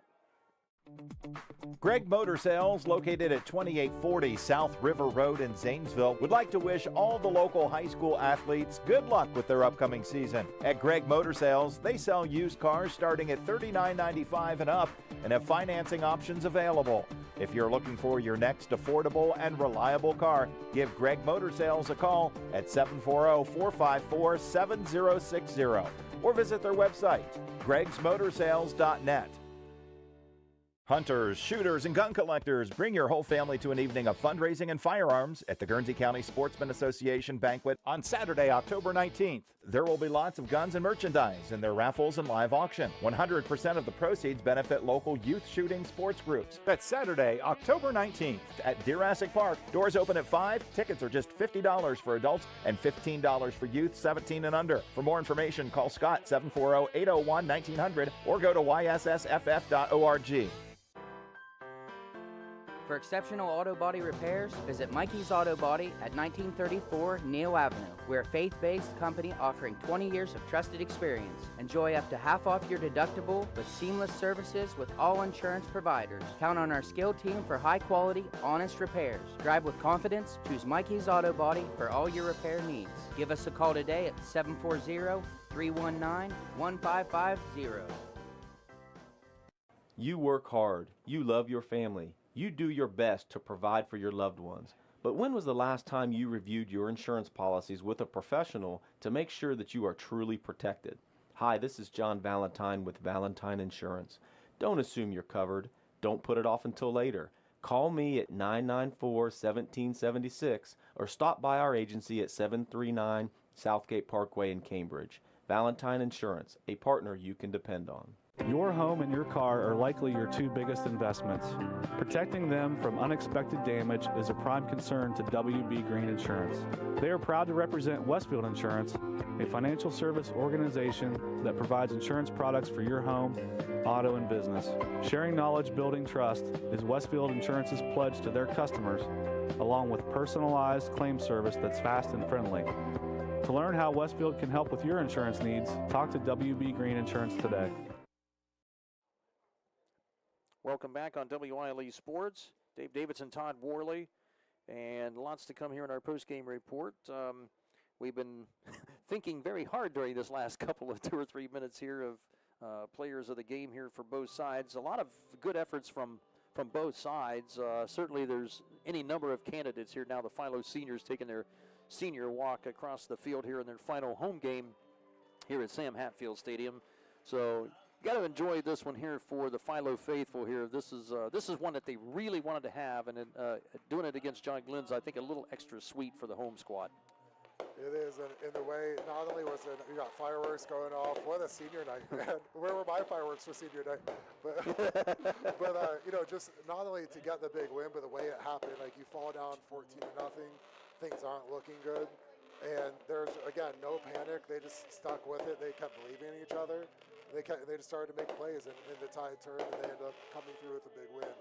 Have to respect. To me, that says so much about the culture of the program and the leadership among the seniors. And so really happy for the senior class to have such a big win in this fashion against this team on senior night. Really big win. So our congratulations, Philo Electrics, here on their senior night. We've been looking, we already gave you our great clips, great plays of the game from both sides. Ryder Pennington, a 38-yard pass reception from Owen Edwards, and a 38-yard Talon Bailey run, which was the go-ahead and eventual game-winning touchdown for the Philo Electrics here tonight.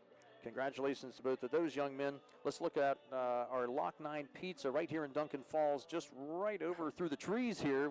It's just out of our view here right now with the sun gone down. Our Muskie player of the game here tonight from Lock 9 Pizza. And it could have gone to so many different guys. We went with Lincoln Gilcher, the running back, had some big runs for the Muskies, and he's a senior and played at a high level in a big game for his team as a senior. I'm doing a quick total of the numbers here just off the top of my head. Looks like if my math skills of East Muskingum education still haven't failed me. 19 carries, 89 yards, and a touchdown tonight for Logan Gilcher. Really was a steady diet of Gilcher throughout much of the game. Only one carry for a loss on the play, a loss of one, but he was consistently in that 4 to 7 yard range most of the night, which is a testament to how well the offensive line played for him as well tonight. But Gilcher, 89 yards unofficially in this one, if I hadn't missed something in between there. So he is our Muskie player of the game, our senior. Logan Gilcher still with one game yet to go. And our congrats to Logan Gilcher, number 27, Lock 9 Pizza Muskie player of the game. And now for the victorious Philo Electrics, our Lock 9 Pizza player of the game. Again, a lot of guys performed well in a huge game for the Electrics, but we have to go with Talon Bailey here. Not only was he he rushed for 113 yards on offense, but was also making so many big plays defensively for them, and was one of the glue guys that keep this team together. Again, you're down 14-0 in a big game, things aren't going well. How do you respond? And that senior class, the senior leadership and the coaching staff for Philo, they kept these guys together, and they got things going by the time when it counted for the big win here. Absolutely. Our congratulations. Talon Bailey came to life in the second half. Only 17 yards rushing on 4 carries in the first half. He tallied 96 yards rushing in the second half on 11 carries. Finished, as you said, Todd, with 113 yards on 15 carries with that 38-yard game-winning, game-winning touchdown to the left side. He was Philo's leading rusher and our Lock 9 Pizza player of the game. Some other quick stats. Lincecum on the night unofficially about 3 of 7 passing, 1 interception. He had a couple of receptions to Aiden Mayen for about 13 yards. The big one going to Talon Preston, a 32-yard pass back in the first half.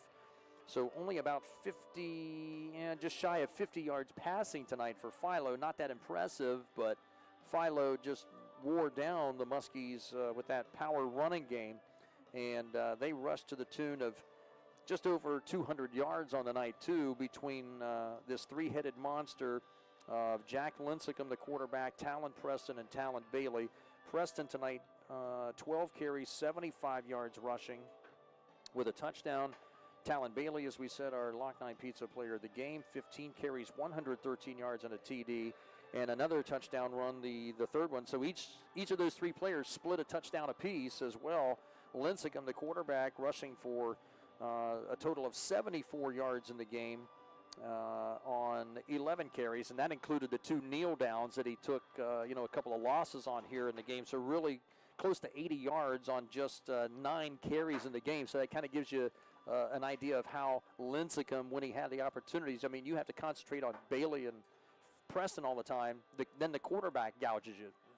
And, as we're talking about him and as the game's winding down, one comparison just as a runner and just at the high school level, I'm not saying he's going to have the same college career or pro career, but there is some Terrell Pryor in there where you've got a QB with size and movement skills who's also a crafty runner on top of that. That's a tough matchup on the edge for smaller DBs. They don't want to see, they don't want any part of that. That can be tough. And so, again, like you said, it's hard enough to stop those other guys between the tackles. Then you've got a QB with size and movement skills who can get on the edge and make plays for you. That's tough as a defense. So some John Glenn quick stats on the night. Owen Edwards unofficially about 8 of 11 on the night. 3 receptions for Ryder Pennington, 59 yards receiving, our leading receiver. For John Glenn tonight. 37 yards on 3 catches for Fox. And the other 2 receptions, Reese Metzger with a 12-yarder and the 4-yard touchdown run on the swing pass out of the backfield, which was JG's first TD of the night. And all in all, about, 100, unofficially 107 yards passing tonight from Owen Edwards. The running game was successful for John Glenn, just not quite enough of it. And really, again, just like a couple of their losses this year, Meadowbrook and Sheridan, boy, some really bad time turnovers is what was really the difference in the game. The turnovers and some, the fourth down pass in the end zone was a catchable ball that Owen Edwards put on the money. There's another drop, and I'm not putting it on just those guys. What I mean though is, in a close game like this, there are always going to be 5, 6, 7 plays that swung the game in either direction, and it felt like, for the most part, Philo was making those plays and John Glenn wasn't, and that's, to me, that can often tip the scales in the favor of one team, and that's what happened tonight. Logan Gilcher tonight, our Lock 9 Pizza player of the game, 19 carries, 89 yards, and a score for JG's running game. The leading rusher for John Glenn actually was Reese Metzger, 8 carries for 116 yards, including a 53-yard run. He did have a fumble in the first half with I think John Glenn leading at 14-0 at the time, was a real big momentum swing and really kind of turned the tide of the rest of the game, quite frankly, from that point. 25 yards on 6 carries for quarterback Owen Edwards. And then Ryder Rock, just the 1 carry on the jet sweep, 4-yard run for Ryder Rock. He was relatively silent on the offensive side of things here tonight, just not able to really get on track. So those are our statistics of the game. Great Clips play of the game from Bailey of Philo and Pennington of John Glenn, our players of the game too. We also want to mention our Guernsey Muskingum Electric lineman of the game, Tanner Whiteman, number 64, the nose tackle for John Glenn, and then number 59, Landon Gill for the Philo Electrics offensive line, selected here by my trusty colleague Todd Worley here. You concentrate. I know you see a lot of stuff happening on the line of scrimmage tonight, and you mentioned those guys a lot here, and I know you liked their performances individually and collectively tonight. I did. I think that's where games and championships are won and lost for the most part, and so to me that's always a big part of the game. And yeah, Tanner Whiteman is an absolute force against the run for John Glenn, and that had to be. He's getting not only to play at a high level throughout the game, but taking on double team after double team after double team and still holding the point of attack. That's exhausting, and love the way he competed tonight, and love the way how productive he was. And then Landon Gill, I think both tackles for Philo are impressive. Christian Long, unfortunately, was out for part of the game with an injury, but Landon Gill, love the way he comes off the ball with knee bend, and again, impressive. And I thought he was one of the keys to that Philo rushing attack really hitting its stride in the second half. So thanks a lot for that analysis there for our plays and player of the games selections here. Quick shout out here too with our other MVL scores quickly. Maysville 13-6 over Meadowbrook. That one's still going on in the fourth quarter. Morgan all over Riverview 62-7. New Lex has defeated Crooksville tonight 38-10. So New Lexington gets win number 8 out of 9 tries here tonight. Final in Dresden, the Scotties will come into New Concord next week at 9-0 as they defeated the Sheridan Generals tonight 21-9. And let's see here, West Muskingum 44-0 over Coshocton. And seems like there was one more I'm kind of missing I was looking for, but I'm not seeing it at the moment. Toronto 28-21 over Caldwell. And well, I guess that about covers it, at least as far as league play here tonight in the MVL. Some other scores you can catch on yourradioplace.com. We'll have all the scores of all the teams in the area on our sports page on YRP, yourradioplace.com. Thanks to our YRPtv crew tonight. Mike Mitchell weathered the elements here again tonight, although it wasn't a lot of elements, just a little bit of chill in the air out there, right? Thanks a lot. Mike Mitchell and Abby Garrett on our cameras. Bryce Haynes, our video director here on YRPtv tonight. Guys and gals, thank you very much. Super job as usual.